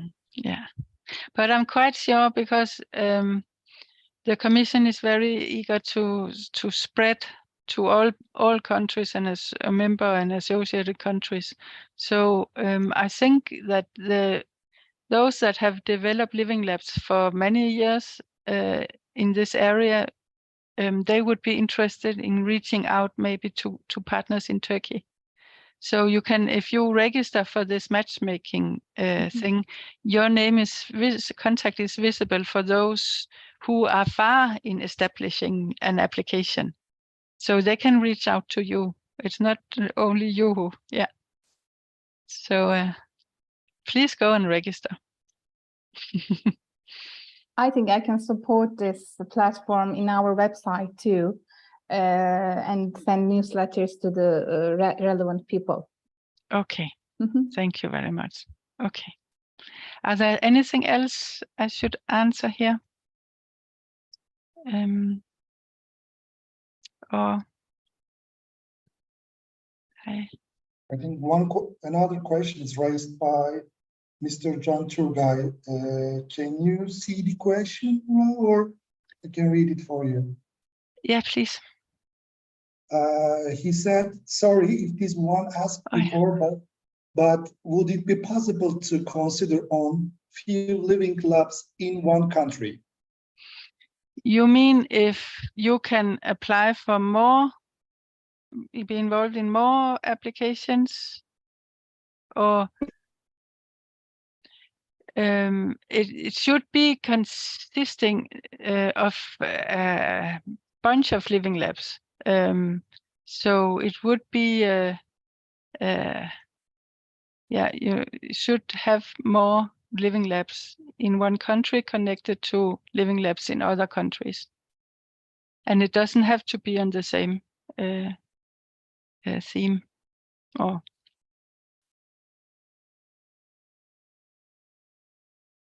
yeah. So Ulu, just to clarify, what you say is that we can have in one living lab different sites from different countries, and not necessarily in one thematic challenge, but in multiple thematic challenges related to soil. Is that correct? Now I have to be careful because if you apply for the 08, the general one, Yes. then you should not have a living lab on the soil, on the carbon farming. So, but you can touch aspect of carbon farming, but you should not cross. I said themes, but I actually meant challenges within the called theme topic, or what you call it, the same call. Yeah. But the idea is to connect clusters in the different countries. So you make a cluster of people interested in the same, solving the same solution in your country, and connect to other countries' clusters. With similar, yeah. with similar problems and challenges. Yeah, yeah. Oh, that's helpful. Yes, that's a nice informal definition of a living lab, like interpreting clusters of sites that they face similar challenges in their own regions. Okay, very useful. I think there is one more question. Again from Mr. Khan. Yeah. Turkey has many different agricultural and environmental zones with different characteristics. Yeah. Drylands, semi-tropic regions, Mediterranean, or humid Black Sea, etc. So in that case, I think what he means, can we collaborate with other countries and have one living lab, for example, related to challenges for Mediterranean, for the Mediterranean environment, and then can we have another living lab that deals with the humid Black Sea, so you collaborate with other countries that have similar challenges? Yeah, and or related challenges, yeah, like here. Yeah. Yeah. Okay. So it's better. It's actually it's very good to connect those those challenges you already are working on at national level. Yeah. Yes. To give a focus, to choose one specific and focus on that. Of course, you can, if you have a multidiscipline activity on different types of soil, let's say, you can participate, as far as I understand, in different living labs. But if you have one specialization, then it's better to focus on that one. Okay. And, It's difficult for me to answer these questions because I think maybe yeah, a little bit specialized. Yes, you're right. Okay, but I think Mr. Gan is okay because that's okay. He thanks us, so he satisfied Okay. with the answer. Good. Okay. Anything? Thank you. Anything else? So can release Ulla. Ulla, thank you for that. Yeah. It was interesting. So as far as I understand now, there is a nice vehicle for Turkish potential beneficiaries to exploit it and partner and offer Yeah. their own resources and expertise, so to Yes. be part of living labs Yeah. in Turkey in connection with other clusters in other countries. Yeah. Certainly. They are looking for you, I'm sure. Yeah, I'm sure they like Okay. it. I will just stop my video and just stay until I copied in all the links in your chat. Okay. Okay. Yes, I Have, have no further questions, so I think have, that we can have a release. nice continuation of the meeting. Bravo. Well done. Bye-bye. Thank you. Okay, that was interesting. So I guess now we can go on with my own presentation, which is the last one, on to see some more things regarding the soil mission calls. So I will try to share the screen.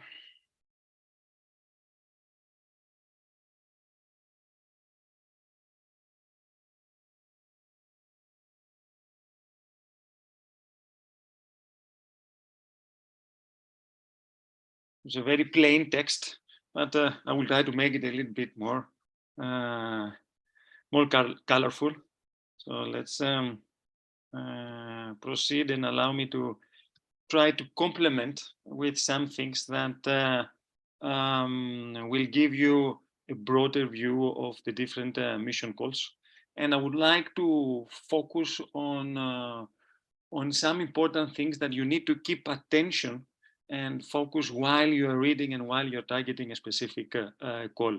Some of the slides, some of the information related to the calls, I will pass quite quickly, but in some of them that I believe we need to pay a little bit more time, I will following a slower pace. Just for your information, as you do know, you have two access points for the open calls. One is from the work program. So you can click on that link and it will take you to a PDF file that you can see all the different calls for all the missions that are open. So that's one way. The other way is to go to the funding attendance portal and go directly to those missions that are related to the soil health. However, there is one disadvantage with that approach, that you cannot see the joint calls. The joint calls that are maybe with climate mission and or the ocean mission, they are jointly managed. You should be able to see them from the work program, the PDF file, and not from the funding and others portal when you look for the mission calls under soil health. So now that you should know that, another way to access the calls are from clicking on the different links that are quite active links in the slide that you, in the set of slides that you have already, or you should receive quite soon. So we've seen here that the mission soil, the healthy soil, has a lot of calls. And Mr. Lewis from the European Commission went over each one of them briefly, but I think in a comprehensive manner. However, what I would like to highlight, first of all, is the deadline. The deadline is 20th of September. And it's important to have that in mind. On one hand, it seems not that near, but on the other hand, if you realize the amount of work that needs to be done, it is just enough time for starting working now on your missions. So bear in mind that September 20th of September, we have the submission called deadlines. And if I may give you a tip on that, my tip is to apply the Parkinson law, not the Parkinson disease, but the Parkinson law. What does it say? It says that the less time you have, the more effective you are. I repeat, the less time you have, the more effective you are. So if you want, I suggest you to have an internal deadline, not on the 20th, but on the 12th of September, 10th of September, then finish everything by 10 or 12 of September, then have your proposal externally evaluated, because there is no perfect proposal. There is always space for improvement. It will take 1 or 2 days for someone, a colleague of yours or someone else, to help you and give you some comments on the external evaluation. And then you will have a week or so to complete or improve the weaknesses of your proposal. So that was just a quick tip to have in mind while you are preparing such challenging calls. Now, some things that I would like to clarify to you before reading the call text. There are some words that you're going to see, and we need to make sure that you are fully familiar with them. So the first word that is used, and it's part of the work program under the destination of the mission, is the word expected impacts. And we will see that I think there are 6 expected impacts. We will see them in one of the following up slides. And as a proposal that you want to be successful under this mission, you need to specify and describe how you're going to achieve those expected impacts. In order to do that, you need to understand what we mean with expected impacts. And expected impacts, we mean long-term benefits from the project results. And when we say long-term benefits, a nice timeline for that, we can say that is within 5 years after the end of the project. I repeat, after the end of the project. So you finish your project, is it 4 years project, let's say, a duration, then we are talking plus 5 years, you expect to achieve those benefits something like 10 years from now, more or less. Yes, just to give you an idea, within 5 years, even less than that, that will be more than welcome. So this is what we mean with expected impacts, long-term benefits, the benefits from your project that is going to be submitted in the mission within 5 years after its end. And then we see also in the calls some other expectations, and these expectations are expected outcomes. So expected outcomes in our case are the short-term benefits. And what we mean with the word short-term benefits, the benefits from the project results by the end of the project. Now, I know that in the definition, the grant application, it says that expected outcomes are contributions from your project results during the project execution or shortly after. However, I'm advising you to have a clear and a specific timeline and to complete the expected outcomes by the end of the project. So you comply with the definition, and probably you will be in a much better position, or you will present a much better case in your proposal with other proposals that could have the expected outcomes achieved not by the end of the year, but by the end of the project, but let's say 1 year after the end of the project. So you will have an advantage if you finish and you plan to achieve the expected outcomes, the short-term benefits by the end of the project. And that's why I'm advising you to consider that quite seriously when you are describing your impact strategy and the impact grant application. Another thing that is asked, and there are 2 things actually that are asked, is the scale and the significance when you describe the expected impact and the expected outcome. But we need to understand what we mean with that. So the scale is the reach, or how many end users, whoever are the end users, are in the value chain, are expected to benefit from each one of your project results. So, and we can have a scale and for the expected outcomes. So how many end users are expected to benefit for each one of the project results by the end of the project related to each one of the expected outcomes. And the scale can be applicable also for the expected impact. So how many end users are expected to benefit from your project result within X years after the end of the project related to the expected impacts now. So you need for each one of the expected impacts that you want to reach, as well as for each one of the expected outcomes that you want to achieve, to give the scale, how many are going to benefit. And that's important to understand. And Odysseus also at his session, he highlighted also that we need to have quantified achievements. Even the name of the mission has a quantified indicator. So you need to have also quantified expectations also in your impact strategy. And the other word that is used also in the grant application you need to be familiar with is the significance.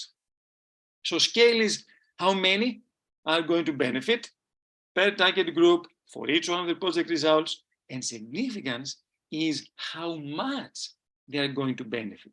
So how much each of the end users is expected to benefit per project result. So if we're dealing with desertification, let's say, and with our solution, we managed to decrease the desertification rate by 5%, 10%, 50% within 5 years, then this is the significance that we're looking for. And we need to be as realistic as possible and give an approximate number of how much we believe that benefit will be in a quantified scale. Another thing that you will go through, in the different topics, and I think it's very important, is that you will see that for each one of the topics that we have, I think there are 11 topics, there are some policy initiatives that you need to consider. So these policy initiatives should be supported from the project activities and from the impact strategy. So this is something that you need to take into consideration. And also, while you might, if you look on those policies, you might be able also to identify some statistics that can be useful for you, some further problems and challenges, maybe some policy roadmaps that you would like to align your project. So anything that has been identified as a policy initiative that you need to consider, we strongly recommend you to go through it and see what kind of hidden treasures you can take out of them. Now, every call topic has also the expected outcomes. Every call topic starts with expected outcomes, and then we have the scope section. So what is the scope section? The scope in each call topic has an outline of the objectives of your mission. So you need now to see everything that is mentioned in the scope, in most of the cases in a bullet format, as an outline, a framework of each one of your mission objectives that you need to have in your grant application. So it's important to be fully familiar with them. Mr. Lewis from the European Commission outlined them also per call topic. Now, another thing that it is very important, there are proposals, all the proposals that are submitted under the soil mission should build on outputs from other relevant projects. Either, in some cases, those projects are specifically and explicitly mentioned in the call topic, or you need to identify them. Why? Because in a mission, it is not expected to start from scratch, to develop something from scratch. You need to exploit what has been developed so far as a starting point for your mission project under the Healthy Soil mission. So try to do that exercise. If you don't know where to start, which are those projects that you should consider, which means if they're not mentioned in the call topic, make sure that you go to Cordis and play a little bit around and try to identify projects that are related to the title of the call topic. This is a very important exercise, and you need to do that. On one way to identify those projects and have them as a starting point. On another one, maybe these projects that you're going to identify can be excellent source of potential partners. They might be initiating a proposal under the mission. Why? Because they have already done something, a preliminary work, and their work can be a starting point for a mission. So they might be initiating or they might be involved in a mission proposal. So you go to Cordis, you go to the project website, you identify the contact details, you contact them and see what kind of values you can add. Definitely values can be something like sites or demonstration sites outside or within the living labs that you can have and offer them from with and engaging all the multi-actors, all the value chain players in Turkey, for example. An important associate partner that was mentioned also, I think, in all the calls is the Joint Research Center, the EU Soil Observatory. You have the link there. As Mr. Luis from the European Commission said, you go to the project website, you link, you see the contact details there, and you try to see who is responsible to let you know where and whether they can be associate partners in your project. But remember, associate partners, first of all, they're not going to have any funding and they cannot contribute into the proposal writing phase. So these are two conditions that are applicable for any joint research center that joins a proposal and accepts to join a proposal. Another useful concept that you will see quite often is end users. Yes?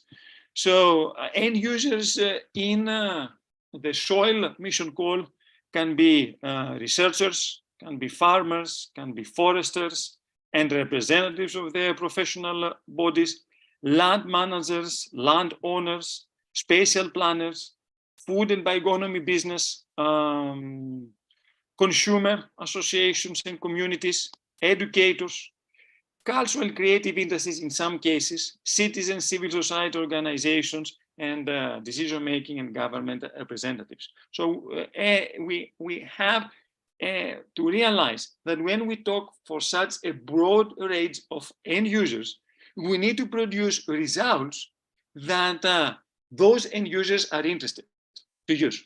So that gives us also an indication of what kind of results are expected from our mission.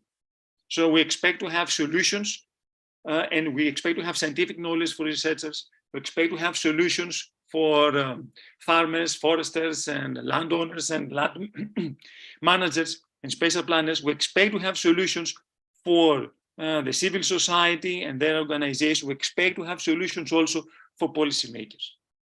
So do you see such a broad set of results that we need to take into consideration when we are initiating a proposal under the mission soil?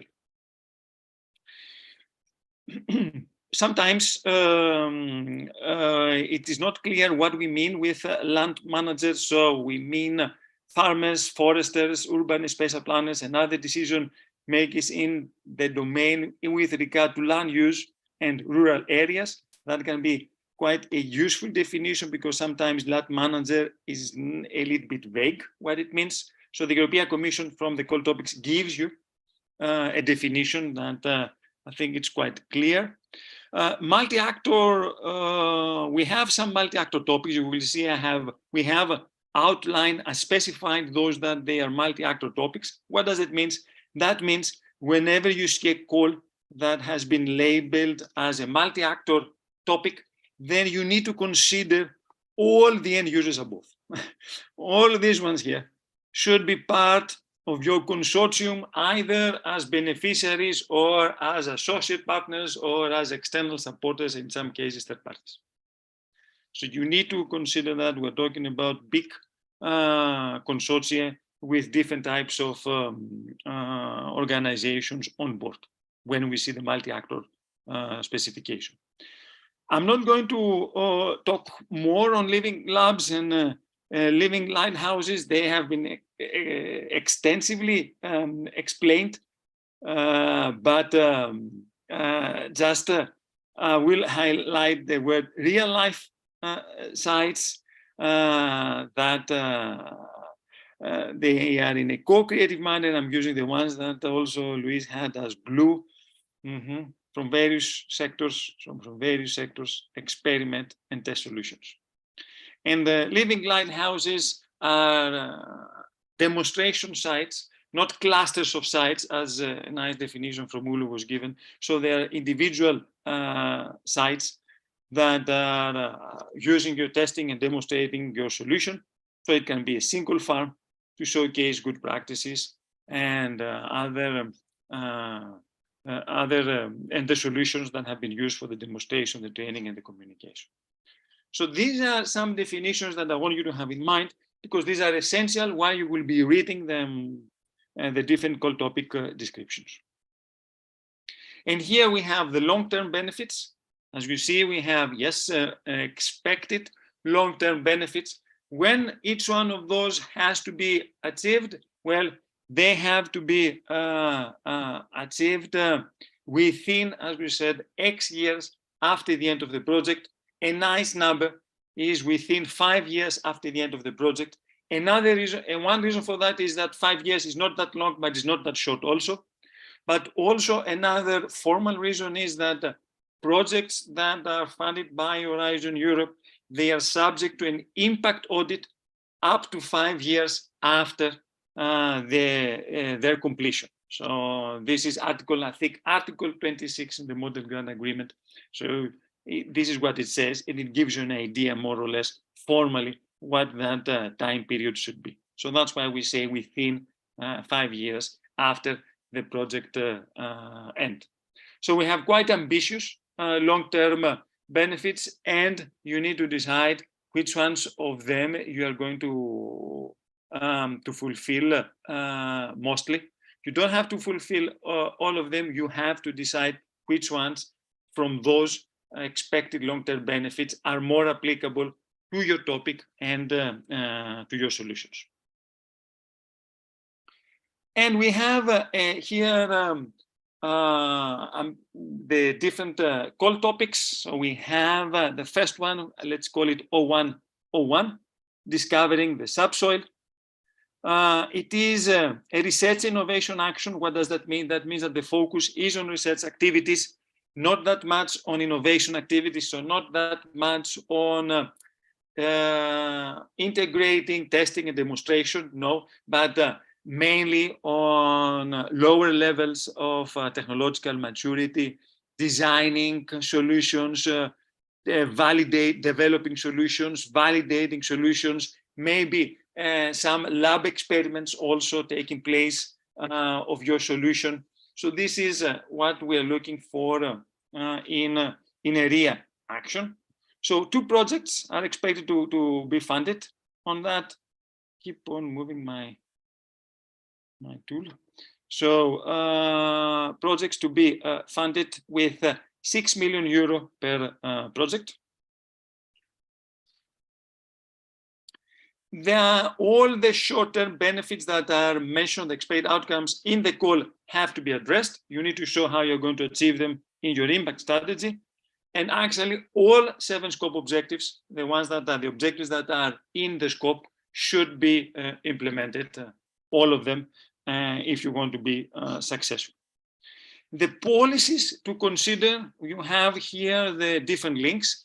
And I remind you, this is important. Why? Because first of all, you need to check whether there are any useful hidden information that you can use as statistic challenge and etc.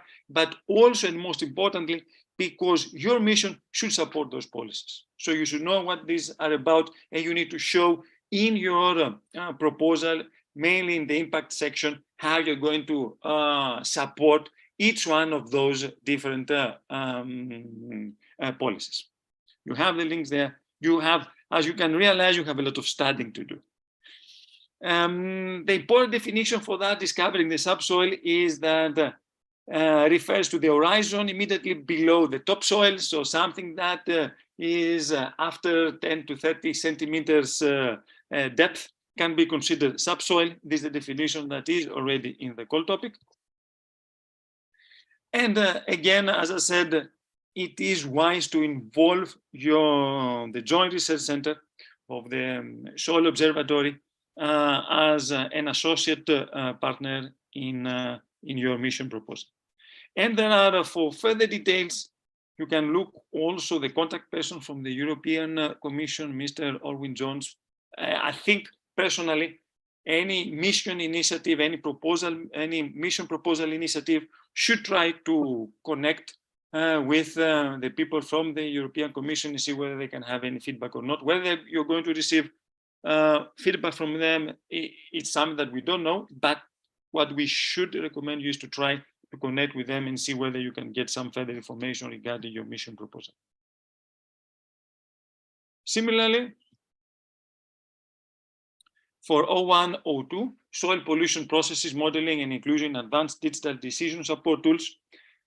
Again, it's a reaction, so the focus is on research activities, lab experiments, simulations, some designing, some validation, maybe some small scale piloting with end users, but not focus on innovation activities or large-scale demonstrations.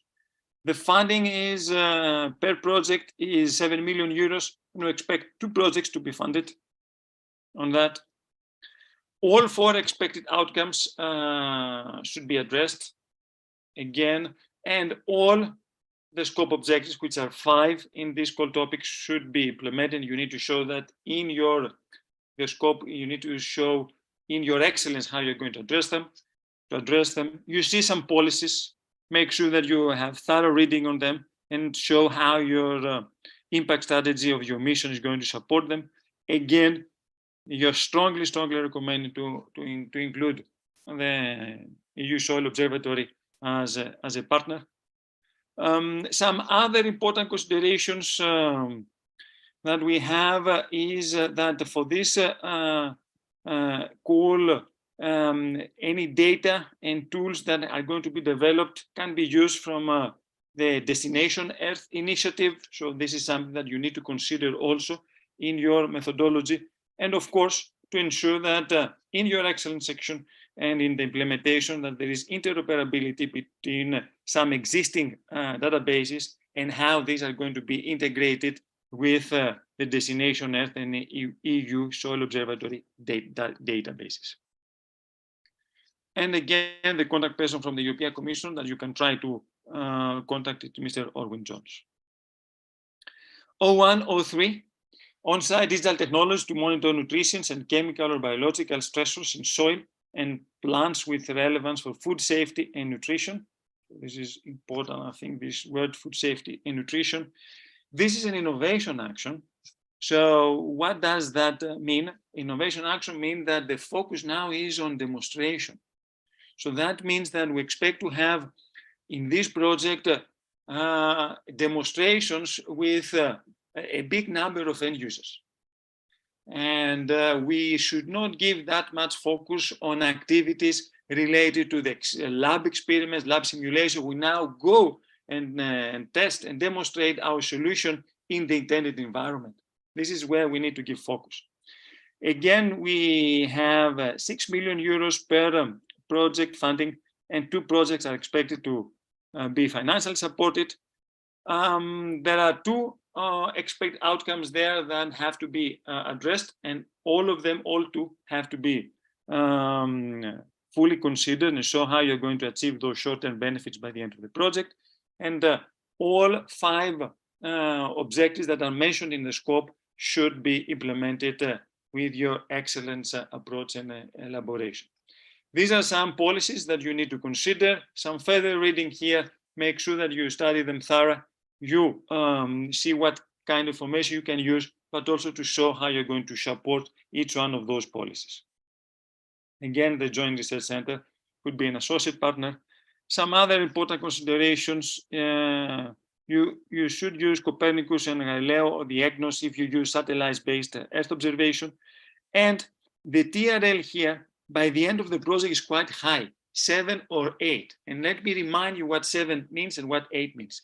TRL 7 means that you have completed the testing of your solutions while you're doing the demonstrations. So this is quite ambitious. And can you imagine what is also even more ambitious, TRL 8? So with TRL 7, you have completed all the testing, you received feedback, and you know what has to be improved.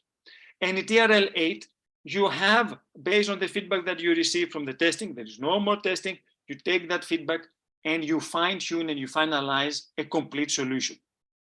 So this is something quite ambitious. And what does that mean? That means that if you have to have, if you need to finish with a project and have already completed the testing, or to have a complete solution, it is almost impossible to start from scratch. You need to identify what kind of current solutions you should have as a starting point in your mission proposal. And this is very important.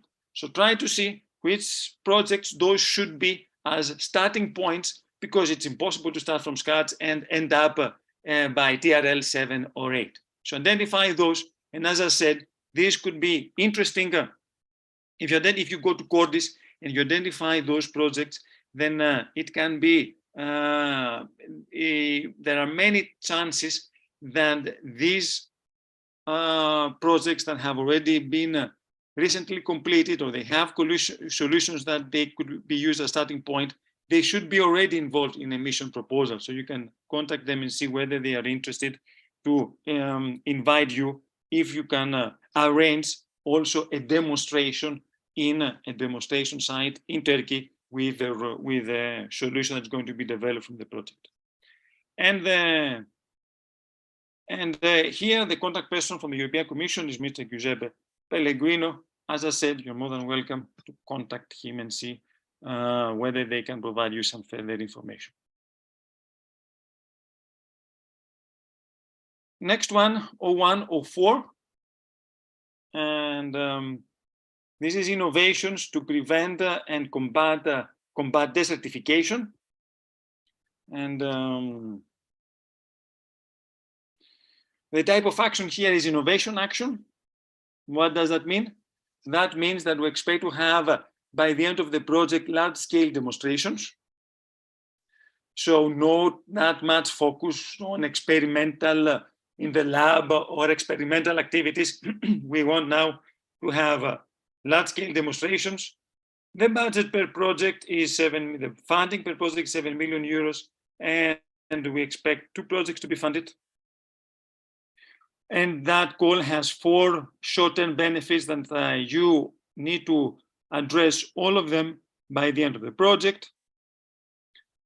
All 6 objectives that are mentioned in the scope should be implemented by the end of the project or during the project execution.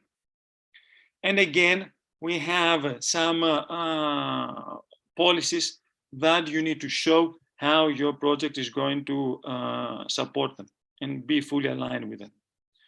Some other important considerations: multi-actor approach. What does that mean? That means all the end users that you've seen in the definitions have to be on board. Now, most of them should be as beneficiaries, which means as partners, that they receive funding, but also you can involve some other of those end users as associate partners, which means that they are interested in the project, they are mentioned in the project in the part A, but they don't receive any funding, but they participate because they are highly interested in the project results. The TRL, by the end of the project, we expect to be something between 5 and 7. What does 5 mean? 5 means that you are testing your solution with a limited number of end users, but you're testing it. So that's the minimum requirement that you have. And from 6 is with a larger number of end users, and 5 is where you complete the demonstration with the final testings, and you have the final feedback on what has to be improved in your solution. So you need to choose which one should be the most appropriate for you. My advice, whenever you see TRLs 5 to 7, of course, depending on the maturity of your starting point of your solution, try to reach as high as possible TRL that is expected.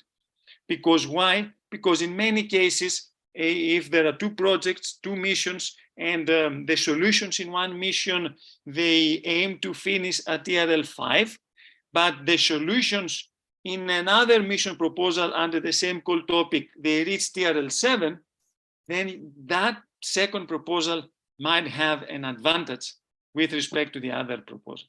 So that's why if you can be pragmatic and you can give a realistic plan how you can reach with the given resources, because the budget is something like 6 million euros, something 7 million euros. I cannot see because we have the tools here of the Zoom, but it is 7 million euros. So if you can with 7 million euros reach a TRL 7 in a pragmatic way, then I strongly advise you to go with TRL 7.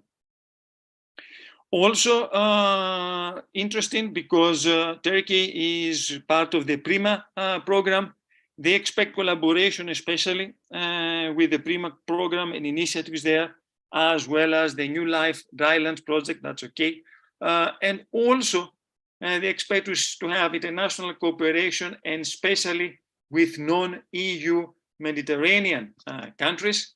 Turkey is part of Europe, but not of the European Union. So with non-EU Mediterranean countries, Turkey has a lot of, fulfills that, that profile.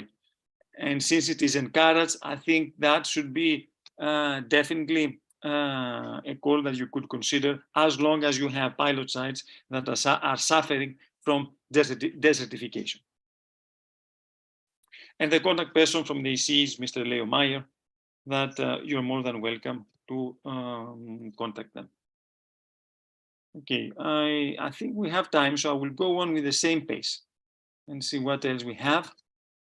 So 0105, soil-friendly practices in horticulture, cultivation of plants in gardens or greenhouses, including alternative growing media. That's the full title, 0105.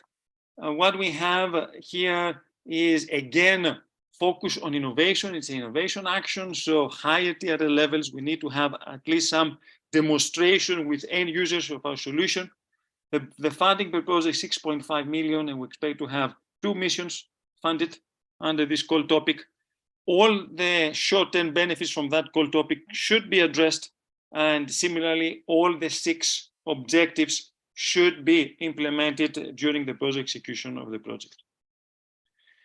There are also some policies that you need to consider. You have here specific details, which policies are these. So make sure that you have a clear impact strategy that is addressing them and supporting them. And again, some other important considerations. It's a multi-actor approach. What does that mean? You need to have all the end users that we've seen in the definition. They need to be present either directly or indirectly. Indirectly meaning as associate partners. Again, the TRL is between 5 and 7. Since they say something like that, probably you need to aim for 7, as long as you can have a pragmatic approach how you can reach that with 6.5 million euros. And also, you need to find out which should be your starting points. You are not supposed to start now from 0. You need to identify which are those other initiatives that have developed some solutions that can be the starting point of your project. Again, we can have the Joint Research Center as an associate partner. And here they mentioned also specific one project as an example, Excalibur, that can be used as a starting point of your project, but it shouldn't be only that. So that's one that is mentioned specifically in the core topic. But your duty, your obligation, your next step is actually to go to Codis and identify possibly some other projects that could be used, their outputs could be used as starting point in your own core topic. And the contact person is again Mr. Leo Meyer for that. Then we have another project. I keep on moving my tools because I cannot see the screen. So it's 0106, soils in spatial planning. It's a research innovation action. So the focus now is on research, which means you can have experimental solutions in the lab. You can design solutions. You can develop the solutions now. So these are things that we mostly see in a research innovation action because the focus is on research. The funding per project is 7 million euro, and one project is going to be funded. So There's only one, so you need to see which one that could be so you can become a partner, not initiate a proposal on your own, I mean, because there should be already some activity related to that.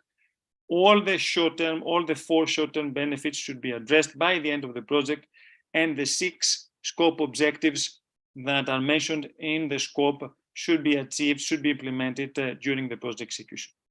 There are some policies here that are that you're more than welcome to consider. Actually, you should consider and make sure that you are fully aligned with them and your impact strategy supports their implementation.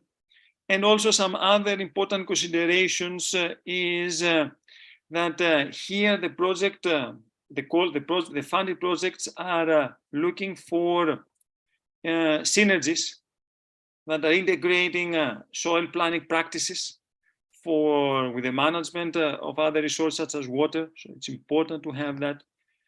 You need to work together with public authorities to develop studies from zero net land take. That's a specific policy. You need to make sure that you partner with these public authorities and you support it. And you can build on good practices also from third countries, if there are any, as appropriate. And again, the associate partner can be the Joint Research Center. And the contact person for this project from this call topic is Mrs. Annette Smigans from the European Commission. But you're more than welcome to contact. So the other one that we have is 107, Back to Earth, bringing communities and citizens closer to soil.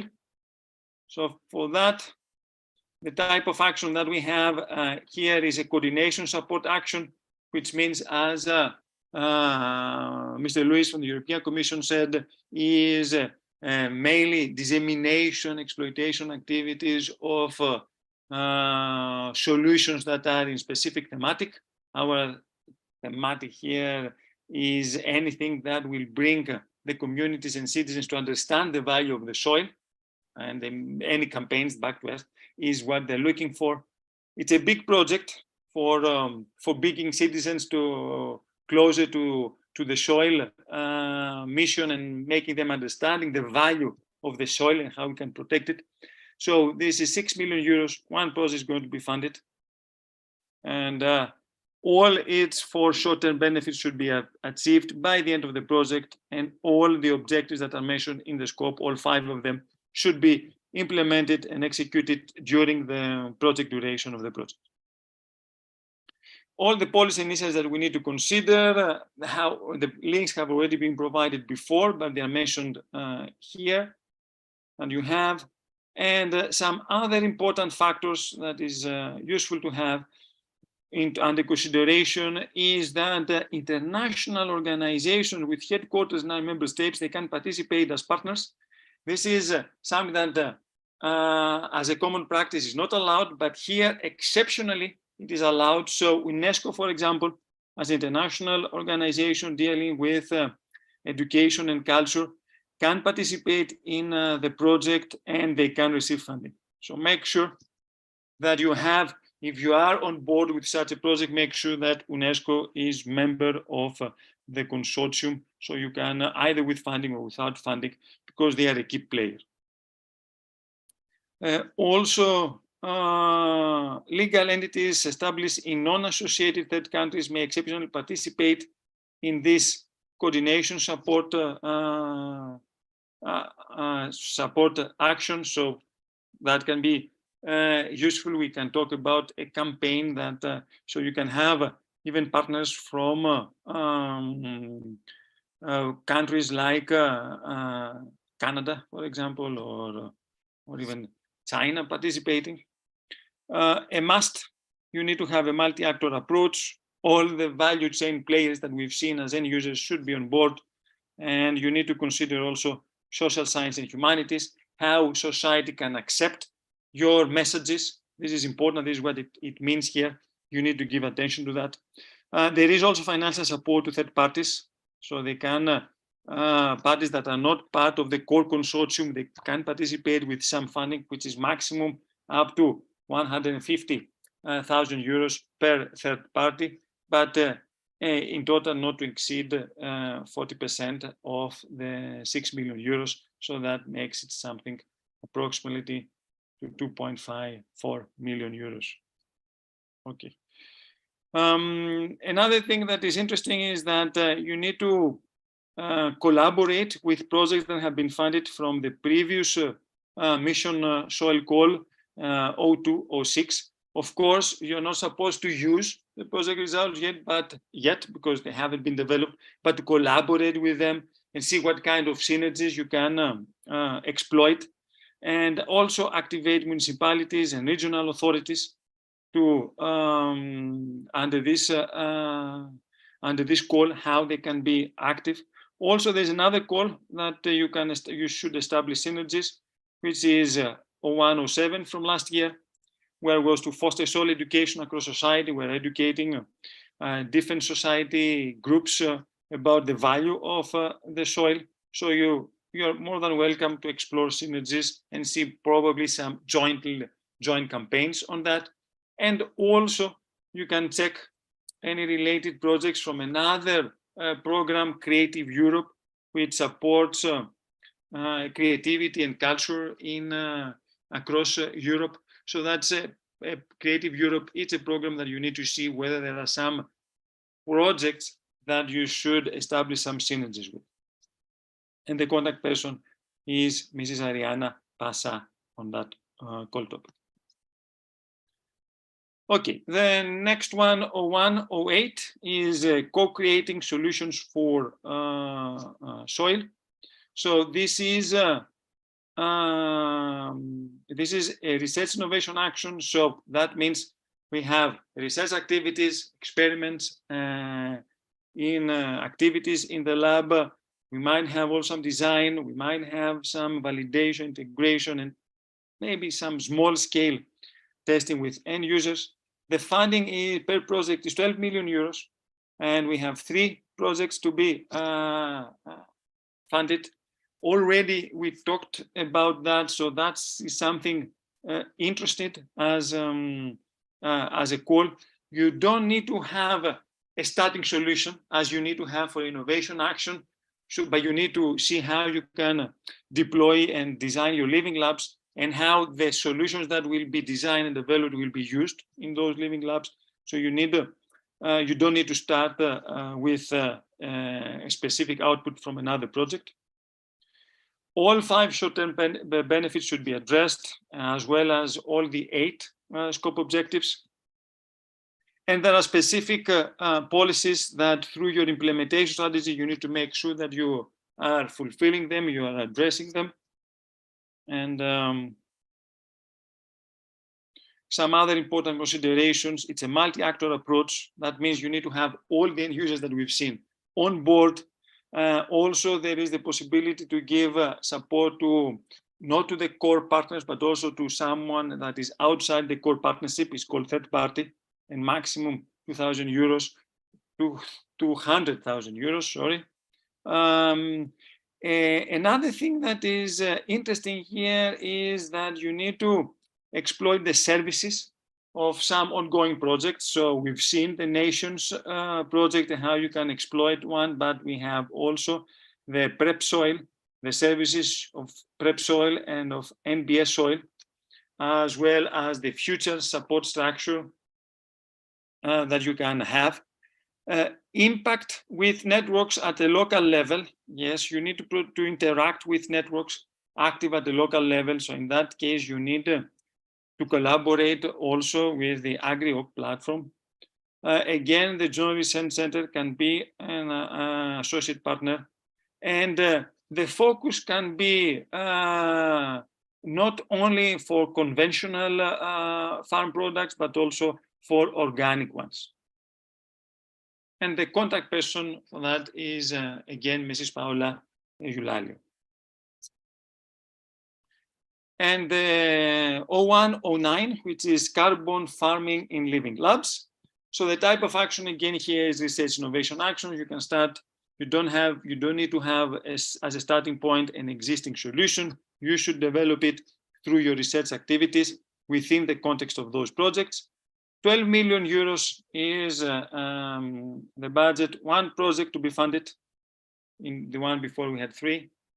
All 5 short-term benefits should be addressed, and all the objectives that are mentioned in the scope should be implemented during the project execution. And here are the policies that you need to consider. You need to show with your impact strategy how you're going to support them. And some other important factors is that, again, this is a multi-actor approach. All the value chain players, all the end users that we've seen should be on board, either directly or indirectly. There is also the financial support to organizations outside the core consortium, so that they can have up to 200,000 euros for participating. You need to use the services of those 3 projects as in the one before, and you need to interact with the networks like APE, AgriOg, and of course you can have as an associate partner the Joint Research Center. And again, the solutions that are going to be developed should benefit both and conventional and organic farming. And again, for that call, Mrs. Paola Eulalio is the person to contact from the European Commission. So we completed those calls that are the calls only focusing on the mission of healthy soil. But now there are, I think, 3 more joint topics. So in collaboration, the O1 with the ocean mission and the climate adaptation mission. So this is a joint topic that you might want to consider. The type of action is innovation action. So that means that you need to have as a starting point some solutions to support the objectives and expected outcomes, as well as the scope objectives. So we have 8 expected outcomes, quite a lot of short-term benefits that you need to achieve by the end of the project, and 2 scope objectives that your project should be able to implement during the project execution. The funding is quite high, 15 million euros, but only 1 project is going to be funded. And these are the policy initiatives that you need to support with your implementation strategy. And some other important considerations. So you can have here some lighthouses, the demonstration sites, could qualify. So any demo site that you have under this innovation action could be considered, and you need to consider it as a lighthouse, something that you're really proud to demonstrate. The TRL should be 6 and 7 by the end of the project. TRL 6 means that you have a demonstration with a significant number of end users of your solution. And TRL 7 means that you have already completed the whole testing needed for of your solution with end users. No more testing, no more demonstration. The next step is to go to TRL 8 after the end of the project and integrating the feedback that you have received from the testing. Again, a multi-actor approach, all the end users. Third-party participation is required. You expect to have something like 5 different third-party organizations that they will deal with the associated regions that the demos will take place. And you are expected to disseminate the best practices also to end users, as well as an action plan for replication. So what does that mean? That means you are not expect to have just 5 demo sites that you call them associate regions minimum, but also to show how your solution can be replicated by other regions, by other sites that possibly are not participating in the project and they don't receive any funding, either directly or indirectly through cascading grant. And the contact person from that, from the European Commission, is Mr. Leo Meyer. The second joint call topic is between the ocean mission and the soil. So it is 01. And this, as Luis said from the European Commission, it can be interesting for Turkey because it concerns collaboration with actors in the Mediterranean Sea, that Turkey is part of it. And the type of action, again, is innovation action. What does that mean? That means that you need to have another solution as a starting point, and you need to focus on demonstration activities The funding per project 16 million euro, which is quite high, and 2 projects are going to be funded, are expected to be funded. So that seems quite interesting. All the short-term benefits, 8, should be addressed, as well as the 2 scope objectives during the project execution they have to be reached. These are the policies that you need to consider. You need to make sure that with your impact strategy, along with your solution, the project results, you support those policies. And some other important consideration is that there is also financial support to third parties up to 100,000 euros for a demonstration site as an associated region. And this is the definition of the associated regions, as are understood as areas with ecosystems that can benefit from the demonstration activities. For example, neighboring regions and regions in a different river basin, and or less developed regions with a view to build capacity to implement innovative solutions to reduce fertilizer use and to prevent, minimize, and remediate pollution from excess nutrients. The proposal should ensure that the associated regions are located in member states or associate countries other than those that are part of the project consortium. This is for giving the financial support to third parties. And why they need that? Because they want to extend their demonstration site. So that's why they're doing it. The TRL, by the end of the project, should be either a large-scale demonstration or complete the whole testing of your solution. Again, a multi-actor approach, including all the end users that we've seen in the definition. We expect to have 5 associated regions supported through cascaded grant. We expect to disseminate best practices to end users so they can take the solution and replicate it in their own region, because they should be interested in the benefits of our solution. As an associate partner, we can have the Joint Research Center, and the contact person from the European Commission is again Mr. Leo Meyer. And we completed the call topics. And before taking what kind of questions we have, or while I will be taking the questions that we have, I would like to see the slide of questions. So Kemal, I would like from you to help me and ask the audience which one of those mission calls, either the only applicable to soil or to the joint ones, you are mostly interested in. And you can select more than one, because we would like to have an idea, more or less, of where you're planning to submit or where you're interested in.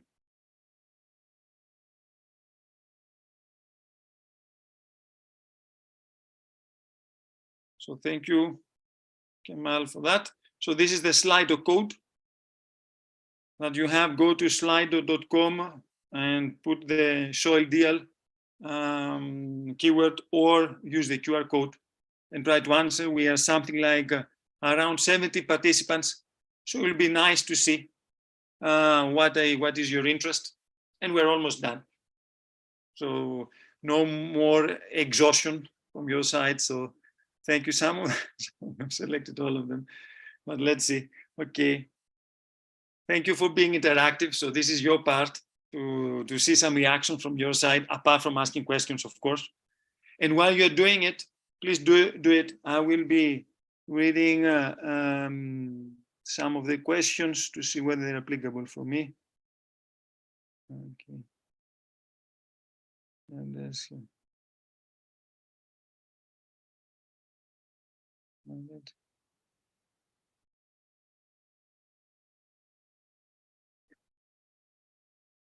Okay. Some of them are congratulation comments.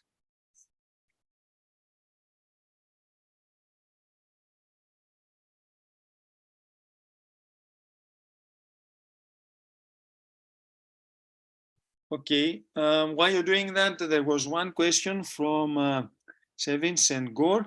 I mean, for research innovation types of actions with lower DRL requirements, the proposal is suggested to be a continuation of a previously funded project that you suggest us to search using Cordis. Is it right? Well, in a research innovation actions where the activities, the focus is on research activities, most likely the complete solutions that you're going to use and need haven't been developed yet at all. There is no starting point on them. So you need for most of those modules of your complete solution to start from zero and designing, identifying the needs, experimenting in the lab. So you don't have another project as a starting point. However, there might be one module of your complete solution can be the output of an already existing project, but that depends on your solution.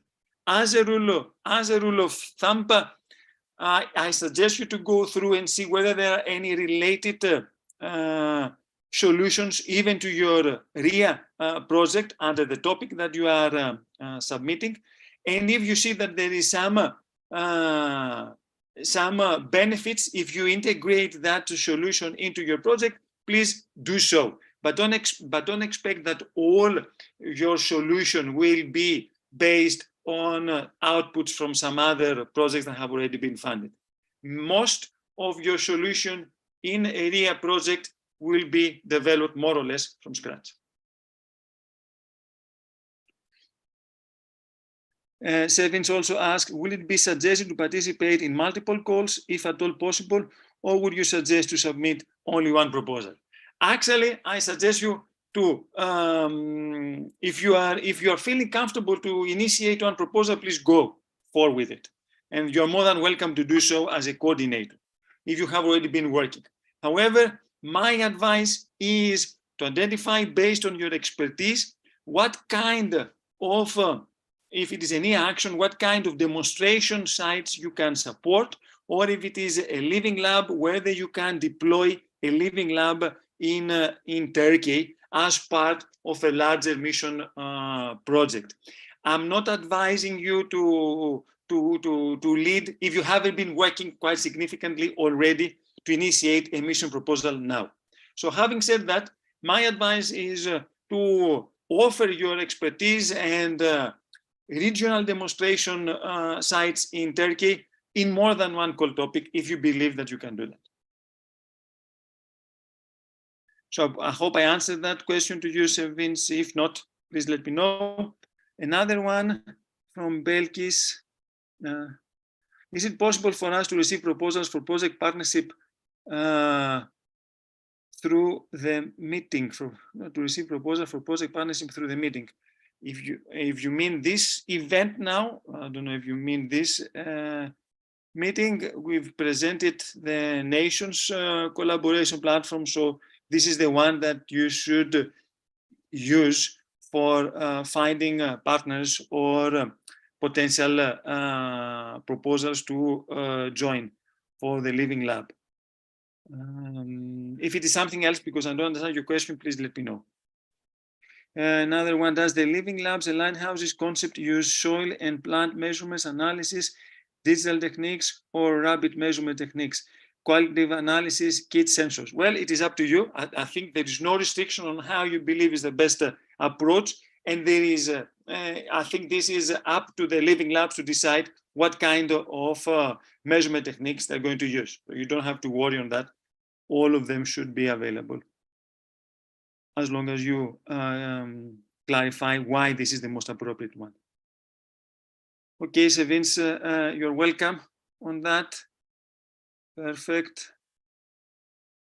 So there are no further questions as far as I can see. So let's see now regarding the poll.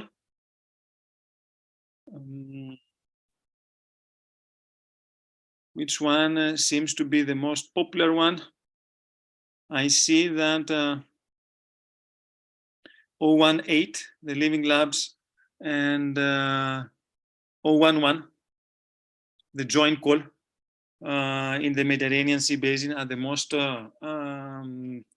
attractive ones for our participants. And that makes sense because you have a good case to sell to potential proposal initiators, either to deploy a Living Lab in Turkey or to have a demonstration site in the joint topic, since Turkey is part of the Mediterranean Sea. But also there is also interest I see from 01, 02 in modeling and decision support tools. Also, that's another interesting.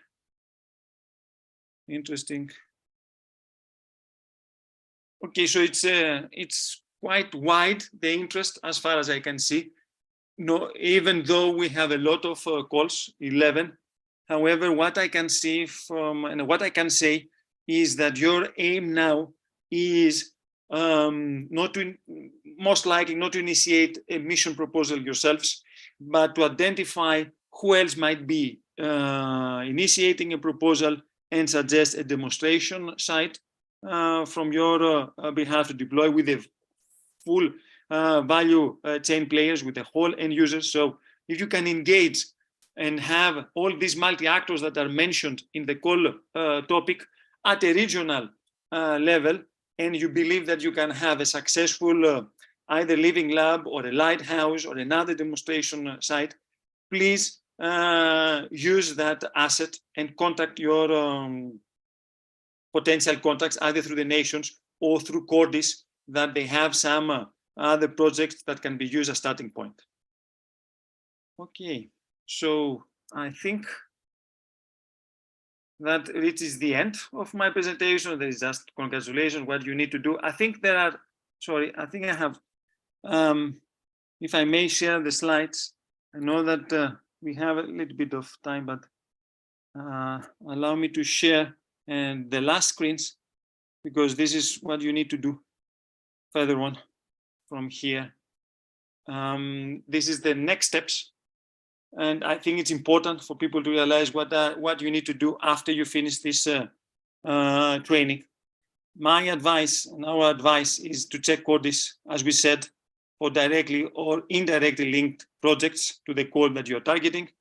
Use as seeds, search keywords, the ones that are in the call topic titles. Identify the contact details of the coordinator from the project website. Communicate with them in order to discuss how you can provide value in their initiative jointly. So maybe running a regional demonstration or a living lab.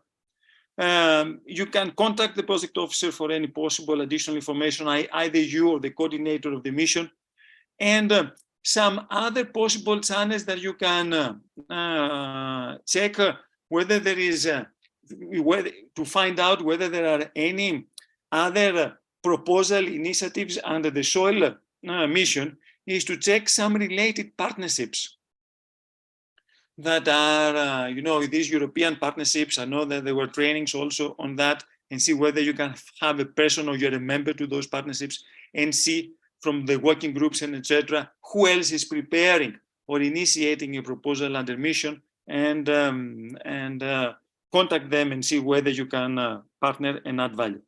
So congratulations. Now you should be familiar with the essentials behind the call of mission soil for 2023. And knowledge is not power, applied knowledge is power. So practice as soon as possible the steps that we just discussed, and everything that was discussed that was very, very useful from all the participants.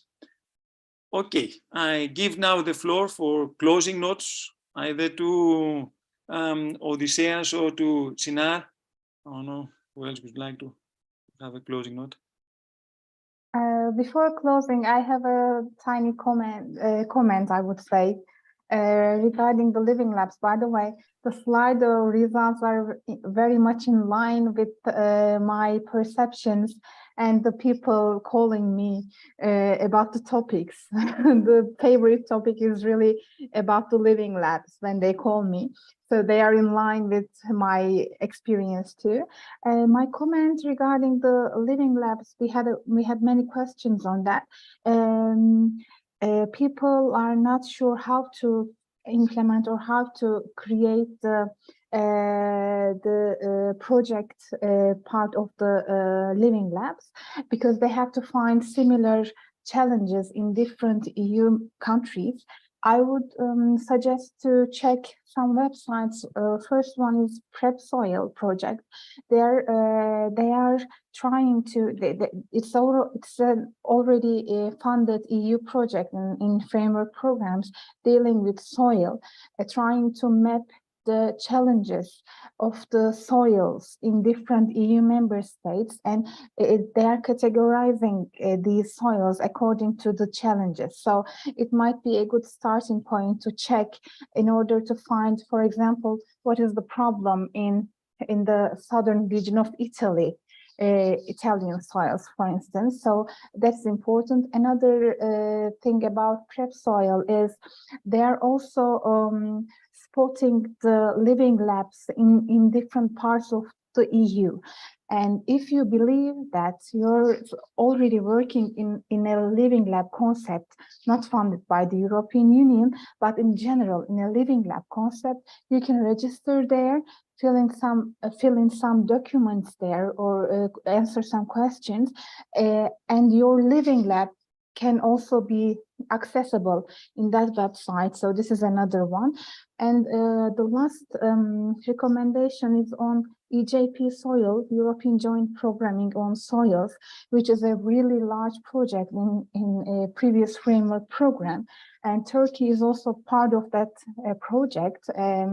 TAGEM is a partner in that project, and also in that project they are mapping all EU countries and Turkey according to the soil challenges like salinity or erosion or soil degradation in many different perspectives. So you can see what other countries have similar challenges with you, so you can see where to focus on, which countries or which regions you have to focus on in order to create a living lab project.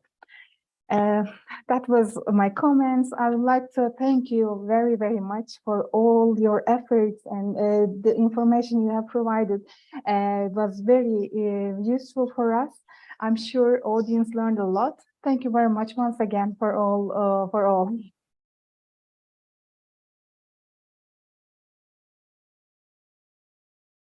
Odysseas, any closing remarks from your side? Thank you, Nikos.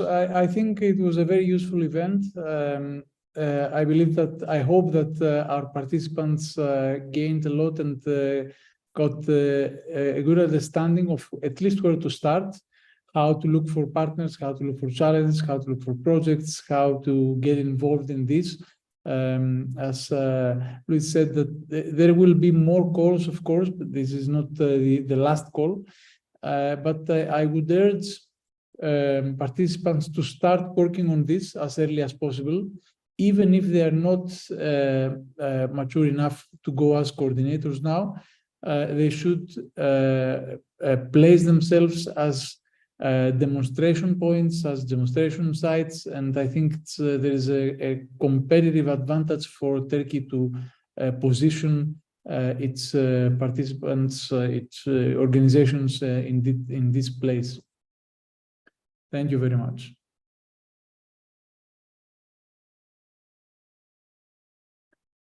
So I think we can say that was a successful event and we can end here. Yes. Also, thanks to the national contact points, of course, to our backstopping team that they have to organize such a big event. It's always a challenge with so many participants. So a big thank you to them, and of course to the national contact point that they have good guests here on board to discuss so many interesting elements. Okay, so keep up the good work. Let us know how it goes. Take care. Bye-bye. Bye-bye.